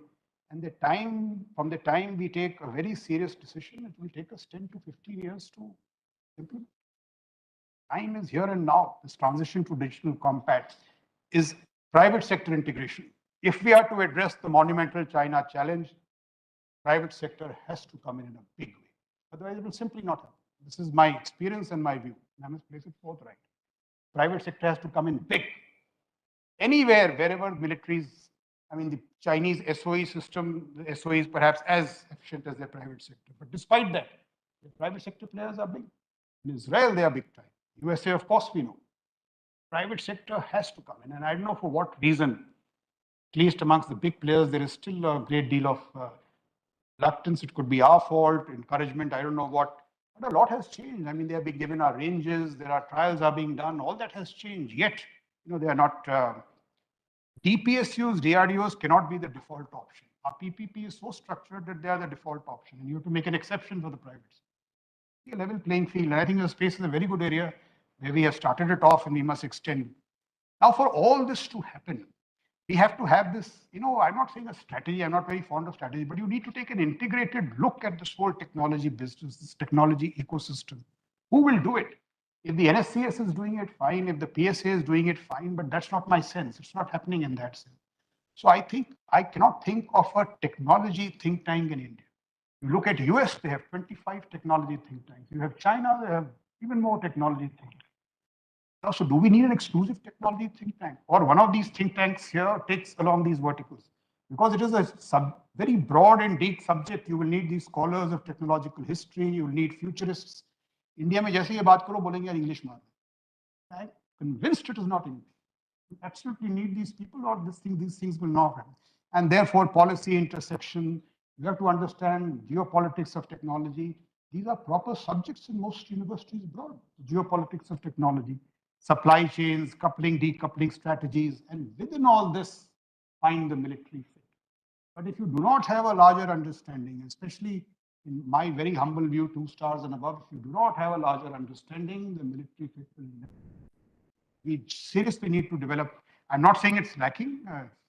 Many people who are very, very favorably disposed towards technology, but we must, and be equally cognizant of the human interest stories that drive technological excellence. We watched this good serial Rocket Boys, that famous conversation between Homi Bhabha and Vikram Sarabhai. determined the nature of our nuclear delta. If Homi Bhabha had won that conversation, we would have gone over sometime in 63-64. That's how these human interest stories drive technology. And they are equally, a guy like Steve Jobs, and a maverick engineer, he talks of artistic creativity and scientific excellence in that iPhone. And his whole worry was that woman in Tokyo walking on high hills, how will she press that? And that led to the science of haptics I discovered, the science of touch in technology. This is what people do to develop those products. This is the deep kind of thinking that goes on so you need these science mavericks, risk takers. Unless this happens, that ecosystem changes. I don't know who does it, this technology think tank or something. We will keep exporting our Aarti Prabhakars and Raj Shahs to the USA. And no matter what you do bottoms up, these 33 Cat A's and all that, this will finally not. So there has to be a convergence of the big end stuff, shall I say, the macro level understanding it and the micro level push. So in sum, I would just need to say that at least the Indian Army has done its bit. The Navy and the Air Force always claim they were years ahead of us. We'll acknowledge that in all humility, but we also trying to catch up. But collectively, we need to get joined. We are not joint in our technology. The single service endeavors that we are taking are going to be counterproductive. We need to develop a wide angle view of technology, deep understanding of these things that I spoke of, geopolitics of technology, and not a narrow view of science. We have a lot of people with a narrow view of science, but this larger understanding. And this finest indicator was that of all this will be if there is a significant uptake in our R&D spend in an IPR generation. And we all know. By the way, Indian Army, once again, we find 37 IPRs. So that is a pretty good thing, but still nowhere in the overall thing. So, okay, I made this point. With these thoughts, I shall draw to a close. Thank you, Jai Hind. I'm open to questions in there.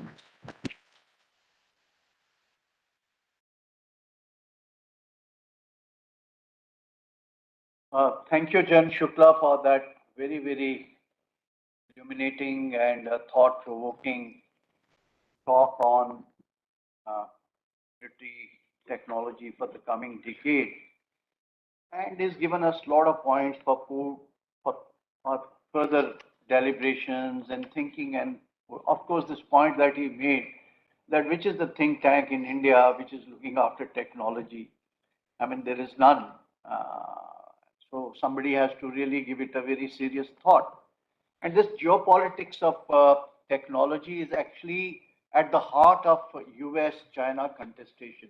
It's not trade as much because they realize that once Chinese are able to bring in 5G and 6G and control this auto industry and other disciplines, and a lot of military industrial complex of US was actually relying on Chinese technology.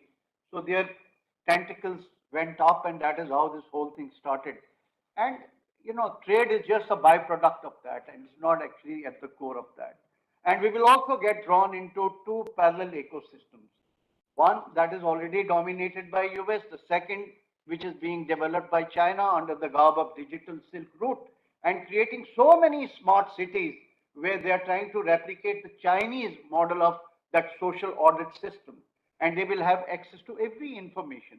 In fact, they are in the process of introducing 5G technology in Pakistan now. And maybe a stage will come when Pakistan may actually have an edge over India in terms of availability to 5G technology and things like that. And of course, while in the direct combat, Indian military will prevail over Chinese, but it is in the technological domain which will be fought in the strategic arena where we need to sit up. And he very rightly said that unless we resort to asymmetric balancing, which is technology driven, I think we will only be adding force on force models, which may actually not be applicable in the actual war fighting. And therefore, we need to really seriously think on what he talked about, the digital battlefields of the future in the Indian context, and how do we have this theaterization based on a digital format. I'm sure some of these issues he will be covering in that civil military fusion paper that he's writing for the USI. So with these words, I now throw the house open for question answer session.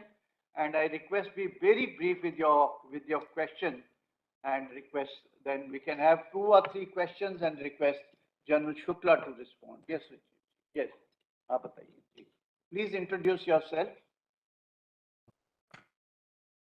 Thanks, General Sharma, for inviting me. I think while listening to General Shukla, it looked like me to some discourse, technical discourse are going on, and each word. Introduce yourself. I'm Anil Prakash, I'm Director General, Satcom Industry Association.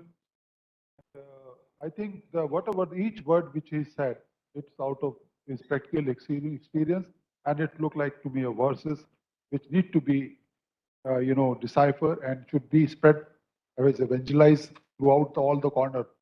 And I'm echo with this because a startup is the game changer. The deep tech startups are showing the routes of their path to us. And there are different kind of problems which the startups are facing in terms of sourcing raw material, in terms of testing their equipment, in terms of getting it a product or getting a sandbox, regulatory sandbox position. So these are the challenges which startups are saying. We have 100 plus startups in space tech, deep tech, and we are having about 40 startups in defense tech. So these startups are really light of the day, and we need to nurture this startup. And I agree with General Shukla that private sector has to work in tandem with the government and the defense to work on. We have about close to about 50 manufacturing companies, a large manufacturing company which works on defense space as well as private space. So the amalgamation of defense space and the private space has to merge. And that is the policy which shift we are going to do. That is basically bringing out a position paper, how the defense offset can be obligated to private space. That will help nurturing the private space sector to step up and match up the demand of the defense space. I will happy to share the copy with General Shukla and nothing. And I'm really happy that you have really put us a way forward. And from the private sector side, I'm definitely looking forward to working with the government, and there are already the companies will come back later and share another platform with USI what kind of a problem the manufacturing industry is facing, which are wanted to work bring out indigenous technology. Thank you, sir. Yes, Rajendra Yadav.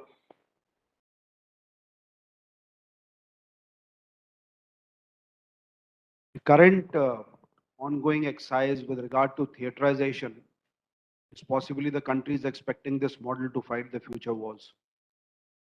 It is possibly that technology should have been one of the important inputs for this particular thing on which a lot of deliberation should have been done. What appears from what has been seen in the open domain for last about 2 years is that we have just gone in for distribution of what is existing. We are trying to distribute the assets which are existing and not even thought about the futuristic things. Because if we were to create these structures of theaterization without going into that domain, then I think it will fall flat. The comments on that. One more question. Yeah, Janna Sthana. Yeah, you just give him the mic. A few specific points. Firstly, all the ideations which you mentioned, you need a technologically enabled national security strategy. Now, to talk of technologically enabled, we don't have a national security strategy.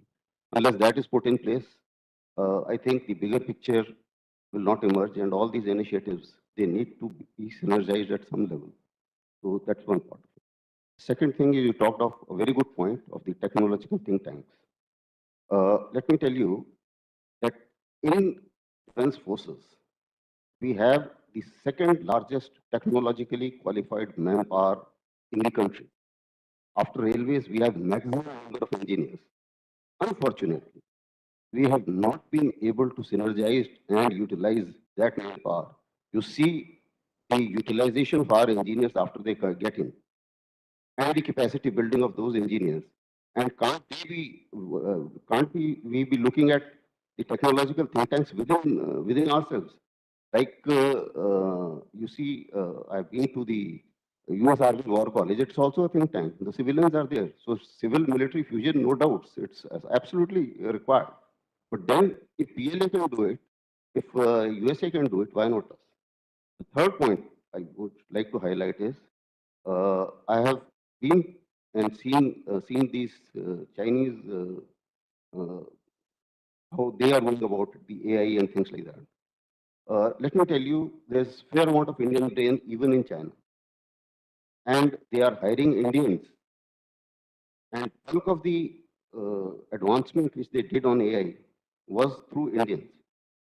So the manpower exists out here itself, but it has to be utilized. And the last point is, you talked of the civil-military partnership, and obviously private sector is required. Long back, I think 20 years back, we talked of this fusion. We talked of the technological manpower. We also talked of this in the Arun Singh committee report, and I happen to be writing that.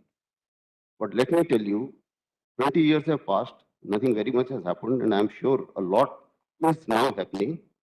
This AI node or whatever has come up in the MCT is a very good thing which has happened, and I think we need more. Now, the basic problem which the uh, private players face is that the investment in the R&D is very costly, and therefore, and your orders are not permanent. And therefore, for somebody to risk that costly investment to start with is difficult. And therefore, some of these models like GOCO model, these are the models which we need to build on, because the R&D, the DRDO, the startups, the military technology, the military brains, and the private players, everybody has to be synergized and use each other's facilities. Then and then only it will be commercially viable. Otherwise, in silos, thinking that only a private player, unless he makes money, he will not invest. It's as simple as that. So therefore, and there has to be a level playing field, which I think the government is working a lot on this. So that I think will perhaps help. So these are some of the points which I thought I must. Thank you.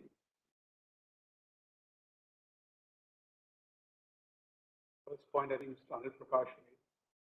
Point about making ranges available and testing. They are official government orders now. Will be made available. No, if there is some case by case, I mean, or uniform now. But whenever such things were brought to anybody's notice, I mean, it was done. I remember somebody was testing a night vision equipment. The site was delivered in Delhi. EME school delivered that site. And not that anybody was doing a favor. If you do this, this technology will not come to you. That is it. Orders are very clear. They will be handheld in every way. And it is just, a piece of paper on a WhatsApp messages, these things are. And I don't know if you speak to General Jawhar, he will tell you the same thing. That if they are not happening, I apologize, they should happen.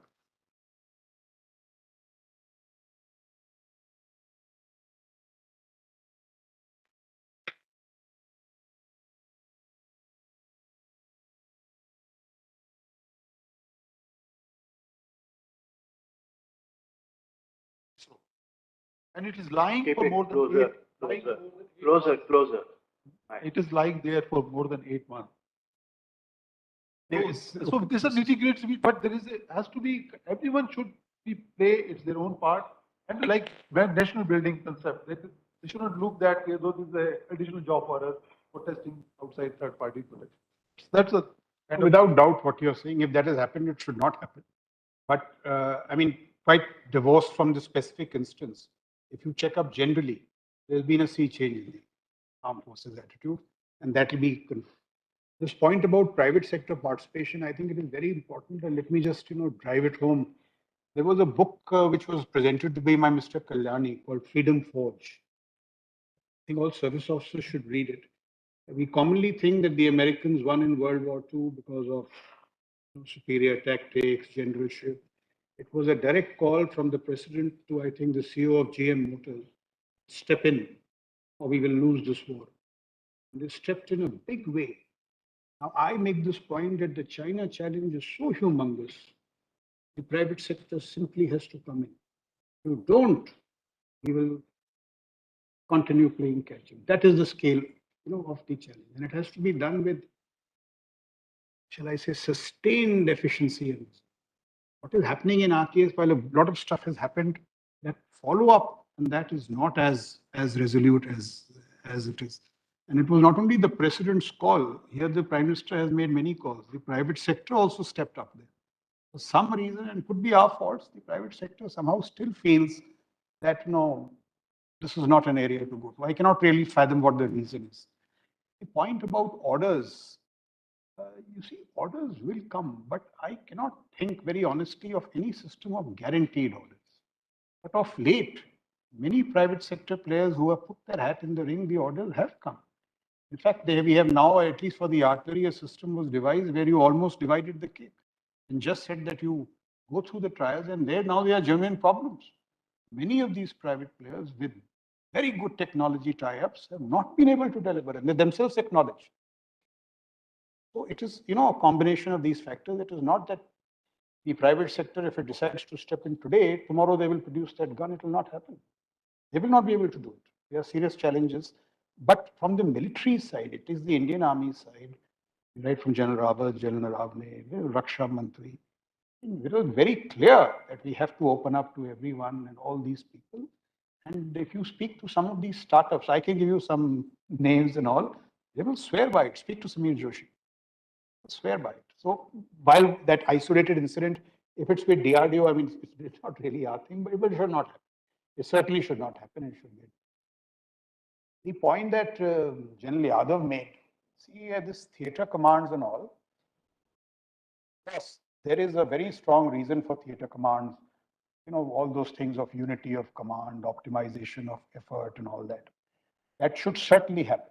I'm just saying, since for whatever reasons we have already delayed it, why not combine it with this digital transition?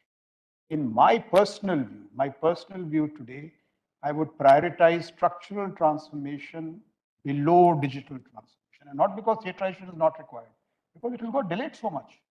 Either you combine it or you reprioritize it. We are all professional, let's debate. What is the point of creating 3 theaters which don't talk to each other? Why not invest in this JD kind of thing? This is the first thing you must do. Data flowing across 3 services. In the pipelines. This is the first thing that should happen. And so there are some very, what shall I say, higher order reasons for all this to go through. It should have gone through but the reason why it doesn't go through. The reason is back to those, you know it as well as I do, those vacancies and all. That doesn't reflect very well on us, very honestly, because for years we've been saying that we've been the leaders in thought, and it is these, in a derogatory sense, civilians don't match up. Very frankly, I'll say it openly, the politician is ahead of you. He's saying, do this, do that. You're saying, hum ye bhi nahi kar pa rahe, wo bhi nahi kar pa rahe. This does not reflect very well. Whatever reasons you are saying. So there are some things of theaterization which just simply need to happen. And I also make this point that, see, once it happens, I think it's to me it appears very, persuasive, that when 2 prominent land wars were being fought in Iraq and Afghanistan, Chairman JCS was Admiral Mike Mullen, and there was not a murmur. So ultimately, we will come to that. But today, at the highest levels, you raise the question, battle. This is something which we just have to grow over. And the debate is not this, it is cross-pollination, it is civil-military fusion. The debate has moved because we didn't change. And are there consequences of not doing it? I make this point also. Because we didn't get joint in the 80s, the RMA bypassed us. Countries which got joint, so you had a Bradley commander calling for direct fire from a F-35, which meant structural changes, organizational changes, all kinds of changes. You don't do it, that will not happen. We will pay the price. There are consequences of not acting. We will pay a very heavy price in the next war. That's the point I wish to make about theaterization. This point that General Asthana made. Sir, I will tell you, in MCT, we set up an AI lab. General Pant gave us some money we sent to set up a quantum lab. So lower level applications have already happened. For example, they've developed an AI-based vehicle identification system, which is plugged into the entire. It is my view that if this system existed, Pulwama would not have happened. That rogue vehicle would have got detected. And a number of other things about analysis of infiltration, AI-based. There's a very good youngster, Colonel Sai Signals. He's developed the Sai app, which is virtually a secure WhatsApp. The problem there is in getting signal certification for a secure lab, for a secure app. all those problems of a lot of good stuff is happening. And I'm saying that these energies from below have been unleashed, very many of them.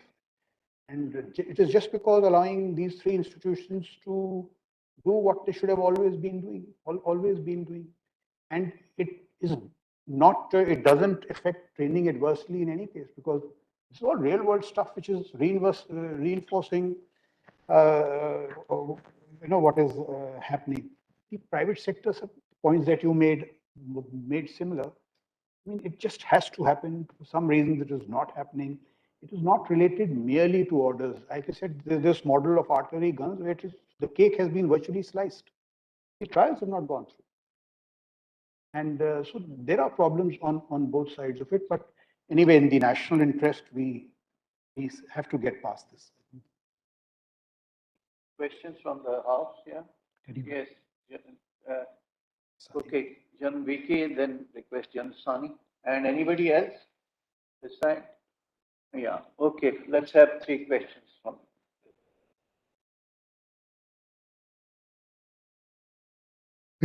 Check. Sir, thank you for an excellent talk, as always. Now, this is more of statement of facts because you mentioned me regarding a debate, which is tanks versus drones.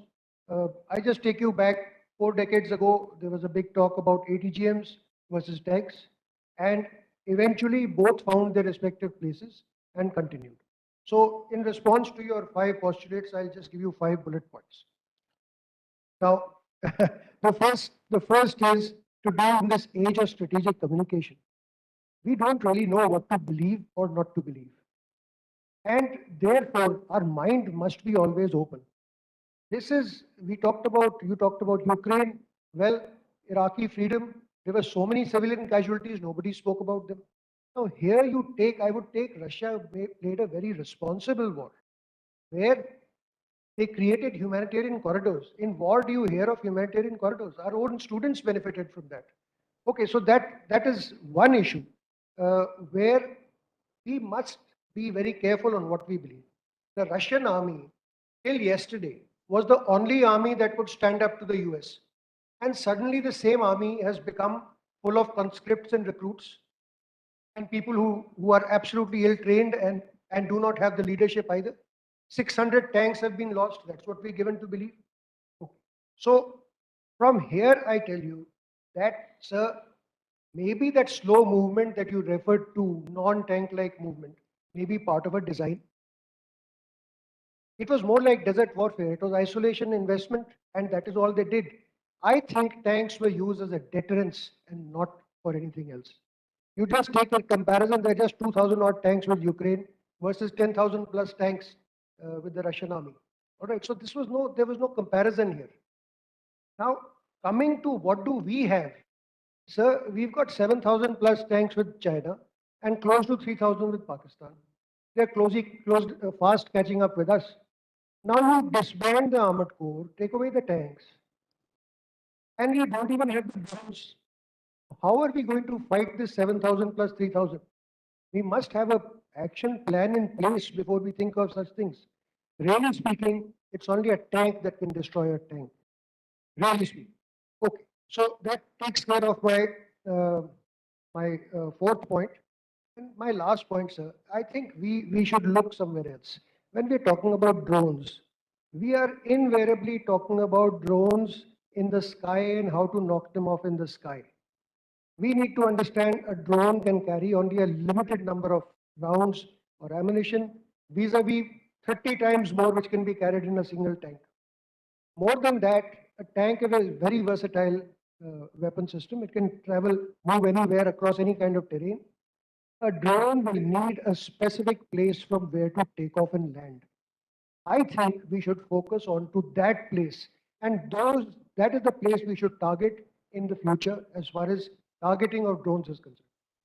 Well, that's all. Thank you. I just want to come in here. This is not a zero-sum kind of a debate, actually, that which will succeed. There is a challenge which has come to a tank from drone as a platform, and we have to find answers for that. That doesn't mean that the tanks are going to be redundant or irrelevant, but we'll have to find answer to this challenge. That's all. And it requires a separate debate by itself. Sorry, can I just say something? Because I think it's an important point. I mean, I'll absolutely say we should come to no early conclusions. No early conclusions. It may just pan out another ways. But I'm not saying it is tank. Certainly nobody is saying that the armored core should be collapsed. Nobody is saying that. And you just see this whole northern border debate, I saw it 10 years back. Tanks will not work on the northern border. They're doing it fantastic. In Ladakh, you have more tanks than infantry. So the tanks and our doctrines have to just be repurposed. But the serious challenge from drones should not be undermined. And we are not saying it is not armored force. Even the artillery is hapless. जो पहले इन्होंने किया था Armenia दौरान हमने कहा था नहीं our camouflage was poor. It was not poor. It was very simple. What the Bayraktar, the country which lost, I forget its name, Armenia lost. So Armenia was typically invested in platforms, artillery, this, that. And they invested in two things, Bayraktar and EW. And the Bayraktar drone, it just came, and when it came close, it saw they had no EW system. The AD couldn't take it on. It just came after a height and picked these people because the only thing that could take out the Bayraktar was a strong EW system, which was not there. So this was about prioritizing the technology in support of these prima donors. Certainly nobody is saying that wrap up the armored core. Certainly not that. But it is a challenge, and the drone must not be undermined for the reason I pointed out with that Retd drone and all. They're so coupled, he's keeping 6 miles off. So there are 6 tanks. What will they do to something? It is a physical impossibility, not a reflection. But the drone challenge is here. And I'll give you one example as GOC-10 Co. When these drones first started coming, the Air Force told me, sir, एक दिन में हम इसको उड़ा देंगे. My AD commander told me, sir, 30 minutes. He fired 1,500 AD rounds. And Manish is here in the AD directorate. Ask him. He just couldn't get it down. वो आ ही नहीं रहा था उसके eyepiece में or something. And it happened during Zafran. So the areas we deployed thickly, the drones were coming there. So he knew where we were, and we were absolutely helpless.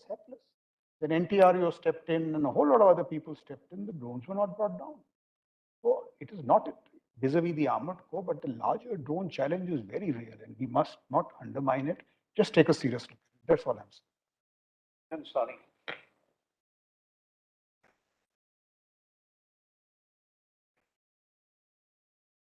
A lot of issues that were out of interest for all of us who are out of uniform, and I think more importantly for a lot of them who are in uniform today.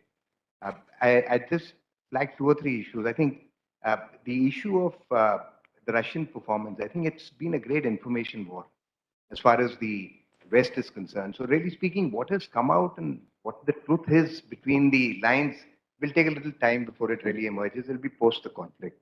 But just to put it in perspective, this kind of exercise with the Belarus army, the last 2 years have been exercised by what? Zapad was the exercise that they did. I think the Russians and the Belarus army, the last 2 years have done this Zapad exercise where they talked about the small combined arms groups which moved around and came up in the large number what the Chinese are now doing, say in Western Theater Command, where you're sort of breaking up the formations into smaller tactical groups which are going to be effective, small team operations with inherent capabilities. So I think that kind of stuff had been tried. So I think it's an information war. There is more to the story of why these were on the road. One, of course, is the terrain and the time of the ops. It was terrible. It's something like a 71 ops when we said that we were stuck we had no option but to advance along roads and axes because you couldn't get off because of the rains and because of the paddy fields that were there. So I think heavy vehicles like these couldn't get off. There was no air threat. And maybe one of the reasons of him having talked about the nuke, I mean, you can keep debating it, was to deter any kind of this no-fly zone which never came up. So I think the reason was that he had air domination. He didn't really have to worry about. But I think where it did go wrong is in the assessment. There is no doubt about it. This shouldn't have panned out the way it has panned out, irrespective of what has happened. So there's a lot more that can happen there. But I'll come to the 2 other issues that you said, which are very exciting, and that's where I'd love to hear. As far as the Israelis are concerned, today in any of these multi-various companies that are operating from the SME space right up to the middle level to the top companies, the government has invested and taken a stake in each of them. Majority of them. There are very few private companies. So if you're Israeli based and if there's an Israeli company which is operating in Switzerland, then it's through private equity and it's not a government owned. But if it's an Israeli company which is operating on the soil of Israel, has a government stake in it. That's my reading. I may be wrong, but that has been one of the things. And looking at that, I've always suggested that the next best thing, like what some of the bigger players are doing, the bigger OEMs in India are doing, identify the key technology areas in the startup and buy a stake in it. What happens is a process of procurements and placing orders has become a problem. So one area which you have really beautifully done is to get at these incubation centers you've looked at, giving them a space, giving them the platform to project themselves ahead. If you find that they have merit and we haven't been able to buy them, it's time now for the armed forces to look at, through a fund, buy a stake in them. If you buy a stake in them, then you've given him I would say, given him the nimbleness to be able to still keep growing and have the access to other things. I mean, I'm staring about 3 or 4 startups here, and I see one of the greatest advantages, it's all pro bono, but one of the greatest advantage I can give them is they connect to various places. And this is being out of uniform. But if you are in uniform and the organization gives, like you've said of Sameer's case, of that swarm drones, you will have a large number of them. These fusion technologies are required today. Yeah? Absolutely. I mean, you don't want a night camera, a day camera. I want a fusion technology which gives me the best and the optimum. You need the AI engine functioning on that so that it has got the residual capacity of an algorithm which is giving you data which has already been picked up in that area. So it gives you the discrimination there time and again. So I would think very seriously the Army should look at investing some amount of money in the identified startups in your incubation center which have the potential to supplement and innovate the functioning of our own Army, whether it's AI, whether it's machine learning. And the last bit which I would say, which I would totally substantiate with you for all those who are here in uniform, our process of trials is exhaustive. We've changed the process, thanks to you all, that the process has changed. But I'll just give an example, as you said. If you're looking for a BMP engine, this is the 8th year of trial for that BMP engine. I mean, the companies have just given up. I mean, and that's why I'm saying, so when big OEMs come in, I mean, as I said, I'm also an advisor with Tata. So when I look at their functioning, he says, is it worth it yet? I mean, it's not even pence for the kind of money, but for 8 years, I've got an exhaustive system going on. And what am I going to get? So a return on investment will be seen by the bigger players. And something like what you said, today there is a requirement. That's why in the gun space, if today Bharat Forge and Tata is there, or today in these QRMVs that we have now created, bigger players will have to see return on investment for products that can be delivered. So I think that's where you have to come. The emergency powers have been the greatest support to set the tone of the private sector coming in. Which has been the greatest advantage because everybody's got a little bit of the booty there. As I say, you've blooded your teeth and you've seen that there is merit in what can happen. So I think that's an area where we need to look at our trials very seriously and take a decision faster on the process.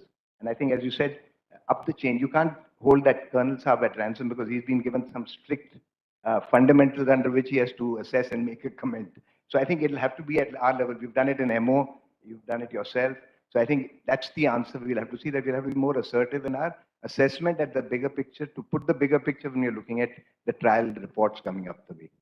And I'll end by that, but I'd love to hear on if you have thought about investing in startups as a feed to keep them sort of sustained in the system. Thank you. And thank you for a great talk here. So this point about startups that you made, so see, I'll tell you how it was happening practically. So RTRAC has R&D powers, 15 crores per. So hand holding was done like this. When a startup came with a bare idea, we funded him. Now, if that product showed promise, we got in touch with ADB and found the order pipeline. So it happened with the emergency powers. Now, a very strong case is being taken to make emergency powers, to normalize them. May happen, may not happen. But one thing I'm clear, once the product develops, there are ways of finding pathways.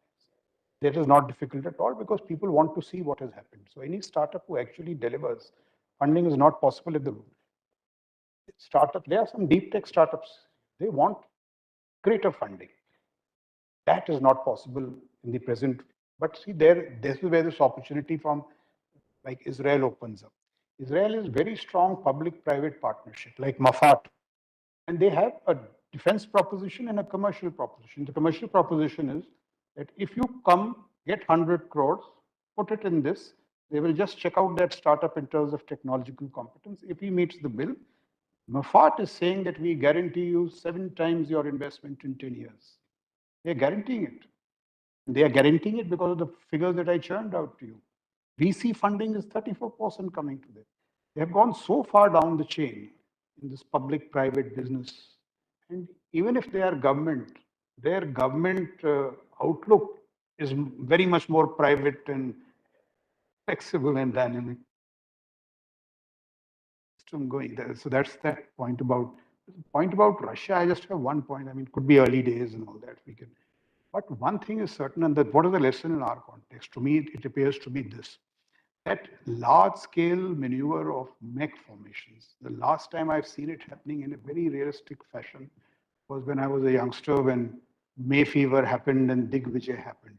Then we saw the big problem. Thereafter, we also have been doing this, 2 tanks per this thing and this. So therefore, this is what has gone wrong in this large-scale orchestration.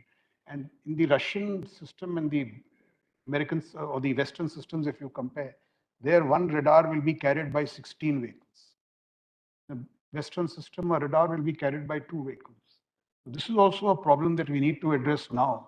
And so those big targets and the failure to maneuver, I mean, they're early days, but it's something we could see in our context, because when our big formations flow out, these similar challenges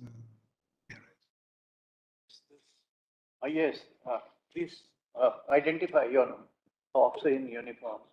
Yeah, please identify. Good afternoon, sir. Colonel Satnam Singh, Headquarter IDS. Colonel Shukla, sir, thank you very much for a great talk. Firstly, the topic per se, the technology transformation of Indian military in the coming decade. So what are we looking at in the coming decade? As of now, we all know what is the present things, what is the present capabilities, what are the present issues globally, our problems. My question would be specifically is, what have we done as military? What have we done as a military, and what as a military we are looking at? Not as individuals, not as RTRAC, not as ADB, not as MCTE, not the others.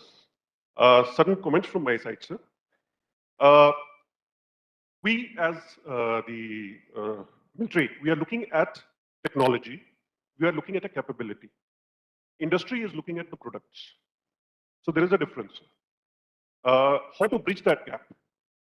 So for that, a particular kind of organization or a kind of a structure which can collectively speak of our requirements and can be a kind of an interface between the military and DRDO and other agencies.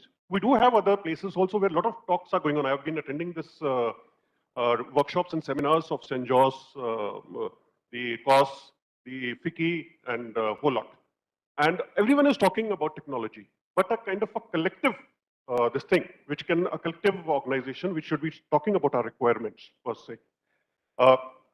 The funds per se, even like DDP has got the IDEX going, the DRDO has got the TDF going. They both in the recent last about a month or so, they have nearly doubled their funds. The TDF is going from 10 crores to 50 crores. The IDEX is again going. And talking about the procedures, what sir was just talking about, the DDP has just moved a case for kind of taking a waiver for certain in the procedures in the DPP, which is there, for specifically for the IDEX related products. So that way forward we will find. I feel that we are there in the bits and pieces in the silos, but not as collective one we are working through. And with so many senior people who are here, sir, how can we collectively arrive to such an organization or a structure, sir? So, the first point that you made is not individuals, what are we doing? All that I told you was institution. I mean, these institutions, RTRAC, they are part of the military. So it was the institutional response. This technology roadmap was presented to the chief, thereafter to the RM, approved. And that is how these things happened. I mean, whenever I took it to the IFA, I said, this roadmap has been approved by the RM. And so this is the funding, this is the timelines. As a consequence of that, all that has happened. Did I ever think it will happen in my lifetime? Certainly no. It just happened because of this push and this collective things. The Prime Minister tweeting, get private sector academia. And once when the IFA said, I showed him the tweet of the Prime Minister. I mean, was not able to show the GFR because the GFR. This is how these things have happened. And people realize from the top. Whatever I've told you is what has happened institutionally. Nobody privately has done it. It is guidance, it is participatory. This is institutional. So my pitch is that a lot of stuff has happened institutionally.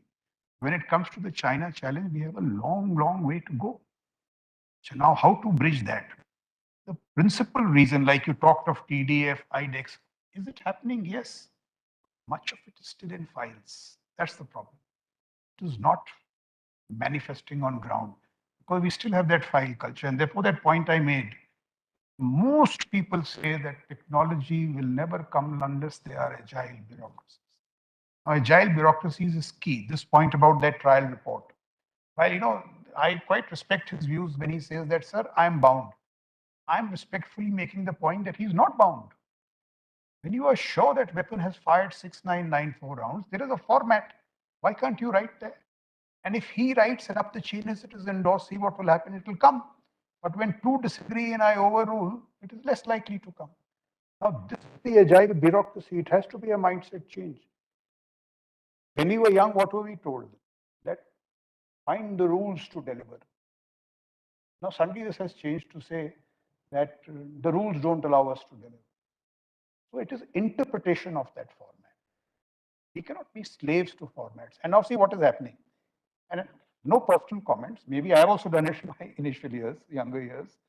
But I will do that and I will blame the other chair. So I blame the civil bureaucracy will blame somebody else. Overall, net from General Katoch's time, General Sani's time to my time, bureaucracies has grown. That has to. Because we never prided ourselves in our bureaucracies. Bureaucracy doesn't mean lack of respect for probity, lack of respect for procedures, but it is simply processes versus outcomes. You can keep this thing in processes. When will the outcomes come? So that is the point. And the fourth point is you just see what was the turning point in USA when they were stuck. Ash Carter puts it in his biography, 5-sided box or something, pentagon. He decided that they need the private sector. So he gives a call to Silicon Valley. I think it is Elon Musk or somebody. Elon Musk tells him that, Mr. Secretary, those days are gone. I will not travel. You travel to Silicon Valley. Today, we are producing the technologies. We are ahead of you. And this is recorded in his biography. Ash Carter says, after a few days, I gulped my pride and I flew to Silicon Valley. And he was told, show me your GSQR. Musk tells him, sir, the GSQR is dead. This actually happened in those militaries. And then Ash Carter comes back, gets this digital service, cyberspace.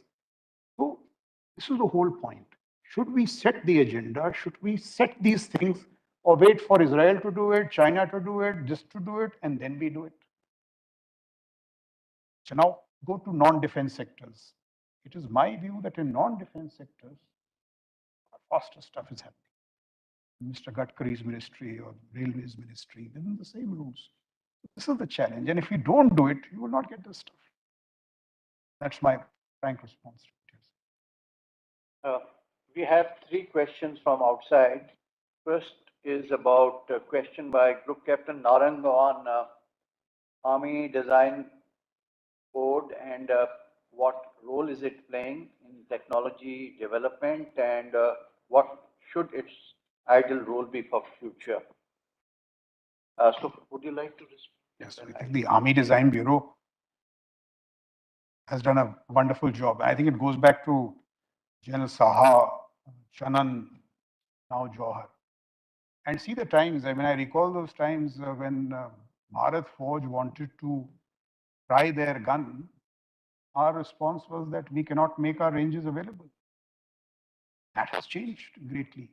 Today, ADB has done a lot of hand-holding right from the initial prospect to orders. I think in the emergency powers, some 50% had gone to startups in the private sector.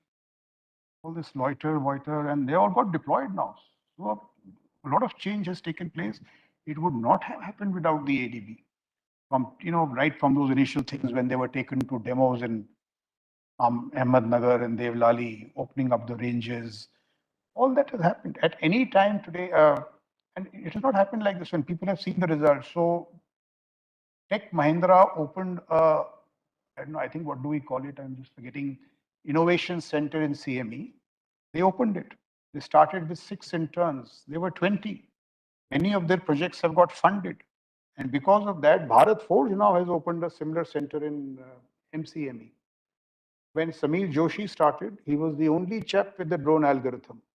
Subsequent orders, there were 12 guys who had the drone algorithm. So all these things are happening, and this would not have happened without ADB. And RTRAC was just incidental. RTRAC's primary job was not this. It was just done at the behest of. And I now frankly think RTRAC has done so much on this and it has got unleashed. So we can step back and get back to training and all. The training is equally important. You see what is happening in Russia and all that. So it was at a particular stage RTRAC intervened. It can step up. ADB has done a great job. I mean, Kirti Johar says that, sir, I get so many WhatsApp messages and I answer all of them in 24 hours. And all these specific messages and all. So ADB has done, I think, a wonderful job. But where do we need to go? The Navy, the CNC of the Southern Naval Command, the aircraft carrier design is under him. Ultimately, we will need to take over similar ownership of tanks and guns, and not from the turf point of view. Unless you take ownership of that sense, the product will not come in its complete form. That's what the Navy is doing. And they were ADB long back. They virtually are responsible for producing their own aircraft carrier. Are we going to go the same path? I don't know. Possibly we may have to. Next question is from Rajiv, and he just wants your views that what more needs to be done to have a better ecosystem to support technology development in the armed forces.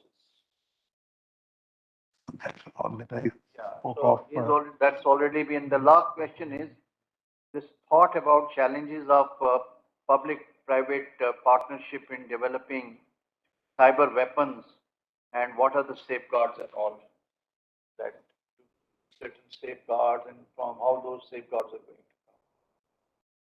to come. I'm not an expert on cyber, but many of these cyber initiatives have started happening in, say, some of our universities, so RRU and many places. There are own former signal officers who are in cyber, and they've done a pretty good job. The rest, I think, the cyber agency or what will know.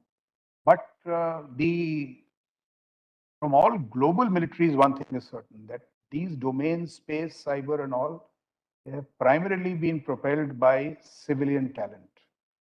Civilian talent in most of these places. So we also actually, the chief had approved us in principle of opening these specialist verticals to civilians. We did a study under General Hooda because there's got a lot of challenges with the MS branch and all. So some of that has happened in the army, but still in that study and discussion stage. But in the cyber agency and all, it's already happening. We are taking these, and safeguards, they are the normal thing of Official Secret Act and all that. A civilian can sign it and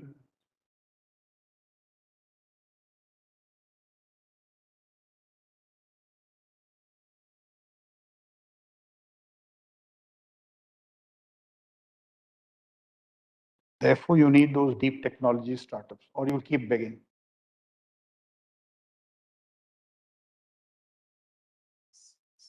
See, I just think we need facilitation because we have the best software minds. There is no doubt. It has to happen. Just facilitation and this issue of many countries have actually demonstrated their offensive cyber capabilities. Even small countries like North Korea have demonstrated it. We've seen yesterday there have been attacks by Russians on the power grid in Ukraine. About 2 million people for a couple of hours they were down.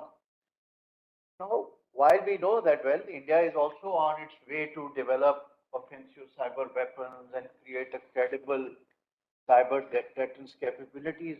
But we don't hear much about any demonstrative strikes. At least even I watch Pak media. Once in a while, they do talk about that there is a hand of Indians in that. Are we a little conservative about demonstrating our capability? My understanding of cyber, I'll just give a few points, and that's from general reading, no specific. Firstly, this business of mandate. In my view, unless you have offensive capacity, you cannot do cyber.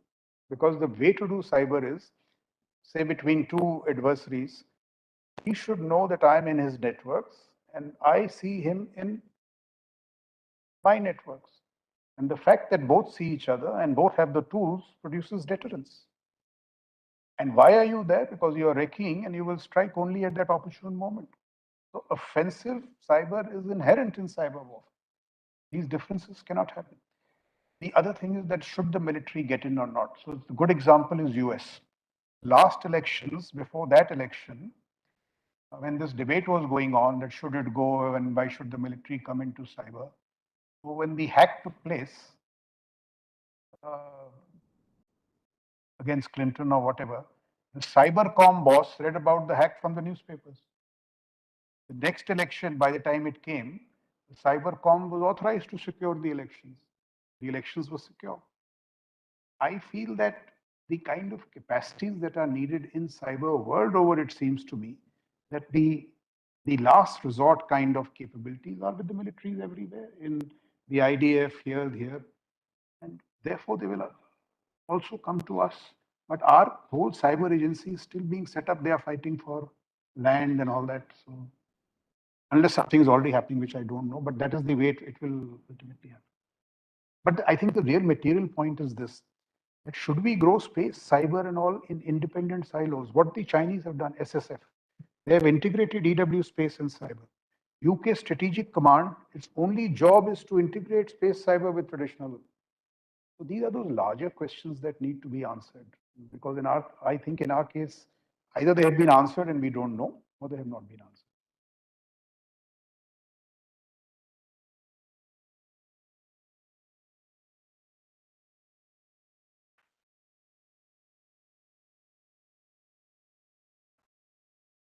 They've been developing the Talpiot into MIT after doing their studies or work with the Israeli forces.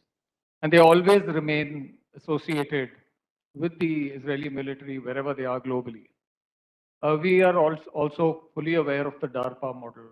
You know, we've been talking about it for ages. I think where we kind of have faltered is where we haven't gained critical mass or momentum in pushing these ideas forward with us. The inertia has actually caught us. You looked at the Turkish military industrial complex was thought out in the 60s. They worked out 7 stages. The first 3 to 4 stages took 3 to 4 decades. But then suddenly the momentum took up because of certain willpower and political willpower. And thereafter, the military came in, and today the Turkish military is so well entrenched with the research and development organizations there. And the proof of it came in the Azerbaijan war, where they had actually outsmarted the Russians as well as the Western concept of fighting, if I may put it that way. Where we seem to get stuck is one, enablement, and the other is attitudinal change. Do you think we need to bring in some really massive attitudinal change at the highest of levels of our military, and let us firstly admit that there is something like that to be done, and then look for ways to do it? That's one. And secondly, enablement issues like what General Sani brought out. Let's start funding startups and so on. Is there a need for massive scaling up of what we are doing? I remember the ADB had something like 150 problem statements coming out after we came out with the technology capability roadmap as we did earlier. And today we have something like 600, 700 problem statements. I'm talking about 20,000, maybe a lakh problem statements. I'm talking about something like 10,000 startups working on 10,000 different projects at one time. The military being engaged with 9,000 of them. So is there a need for a real scale up? And that will also probably come with the attitudinal change. So of course, as far as that larger transformation, I think you're absolutely right, and I spoke about it, that whole, aggregating all these steps that we have said, creating that larger technology ecosystem. For example, let's take academia. Both in United States and in China, large portion of the academia is working on active military projects, and not just for demonstration and all. In our case, because of our history of so many years, it's certainly not happening. So it will take a long time to change, but many people are coming forward, seeing what it is. Scaling up, definitely, we need a huge scaling. But, let me also unlayer it for you. I also discovered, I only saw it as UCC track. I didn't know. Our officers are going for training in cyber to Cranfield. Our officers are going for training in space to Maryland University, the best universities in the world. But when they come back, that also we try to streamline. When a chap comes, he should go here and not. Usme wo MS will say, no, sir, he has not done G1, and when that happens. So a lot of that streamlining needs to be done, has to be done. This point about, is the senior leadership up to it? So all these 8, 9, 10 cases where we said these are the best courses, irrespective of the cost, the chief and MOD approved them. Officers have gone. The Wargaming Center here, 80% of those youngsters have all trained abroad in Cranfield. But when they come back, they come up against the DPP. And, you can only go to ISA. That has to be pushed on a day-to-day basis. And that can be pushed. It needs to be pushed. This last part will be personality oriented. The next guy may just say, why should I do it? But there is definitely an awareness both of the need to transform. People are also going abroad. And now that our general stature is rising, our strategic weight is rising, a lot of people are willing to take us in. But now some of these DTTI initiatives are doing some great work. I would say 50-50. There is hope and disappointment. Finally, I just wanted to raise two issues with General Shukla and get his response. Firstly, to what an extent are we now introducing technology as a disruptor in our war games scenarios that we play? Because this has become a very critical factor. It's kind of a wild card kind of a scenario. And the second issue that we have, taking certain initial lessons from Ukraine conflict, we look at what our combat ratios with Pakistan are, what are the technological asymmetries and competitive edges the two sides have. Coupled with that, now you have to be set with hostile population and a very well lubricated ecosystem of terrorist network. In the light of this, do we need to have a de novo debate on our war fighting with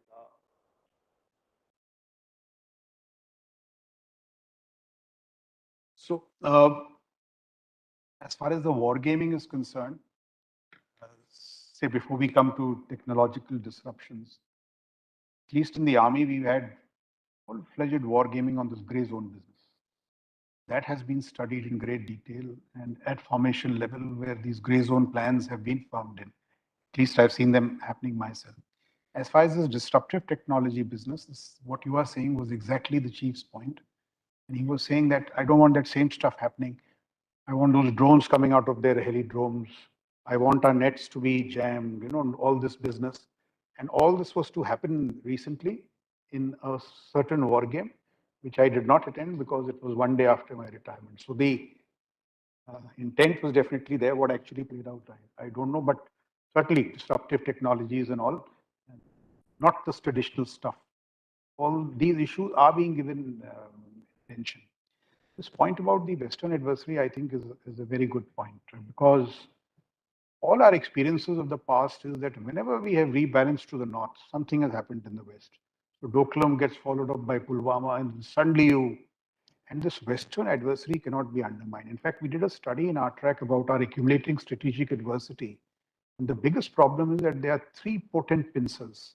There is this whole thing happening in the WTC, which I would say is very potent. It remains a live threat.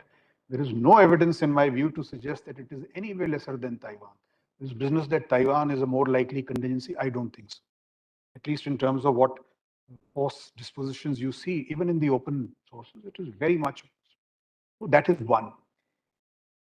whatever has happened in Afghanistan, for a while we may have a breather, but if you see the long term, these new axis emerging, this, that, and the other, there is an equally potent pincer emerging from the West, which means there are limits to what you can do in terms of rebalancing and all that and so forth. But the biggest challenge before us is, and if we broaden our horizons, it is the maritime threat. To quote somebody pretty senior, he says the PLA plan is already our neighbor in the IOR. They have a very potent western flank, a developing eastern flank. So the big problem, sir, is that as you have these two big, how do you make this pivot to the sea? Is it required? I'm saying today afternoon. Is it possible? Where are the budgets? Where are this? So that is the nature of the accumulating strategic adversity, which is absolutely grim and which really needs to be seen. How do we manage it within budgets, a symmetric balancing, and therefore a symmetric balancing today I focused on technology, but a symmetric balancing is also about the rest. How joint do we get? Do we get all these structures going? I mean, these are things which we'll pay very heavy price for. And these are all in our domain. It is not in the political domain. We are supposed to do it. We simply have to get cracking. But if we get joint, if we get technology enabled, if we reduce bureaucracies, if we charge up our startups, can these threats be taken on? By all means. All means, and that is the smart thing to do. Can we get to do it?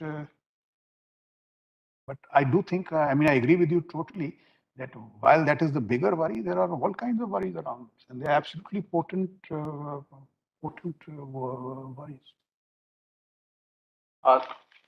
Thank you, Jan Shukla, for a brilliant exposition as always. And I think we had a very fruitful interactive session. A lot of pertinent issues have come up, and that would have given some food for thought to the serving fraternity here, and even those retired people like us whenever we sit and we discuss some of these issues. So all it remains for me is to thank General Shukla for sparing his valuable time to be with us, and we look forward to his sagacity, his wisdom, his guidance, and his support, whatever endeavors USI would be undertaking for the future. And thank you very much for all the participants to come and participate in this discussion. I think on the whole, it has been very, very fruitful discussion for the USI. Thank you very much. Please do join us for the refreshment. Have a nice day. Thank you. Thank you.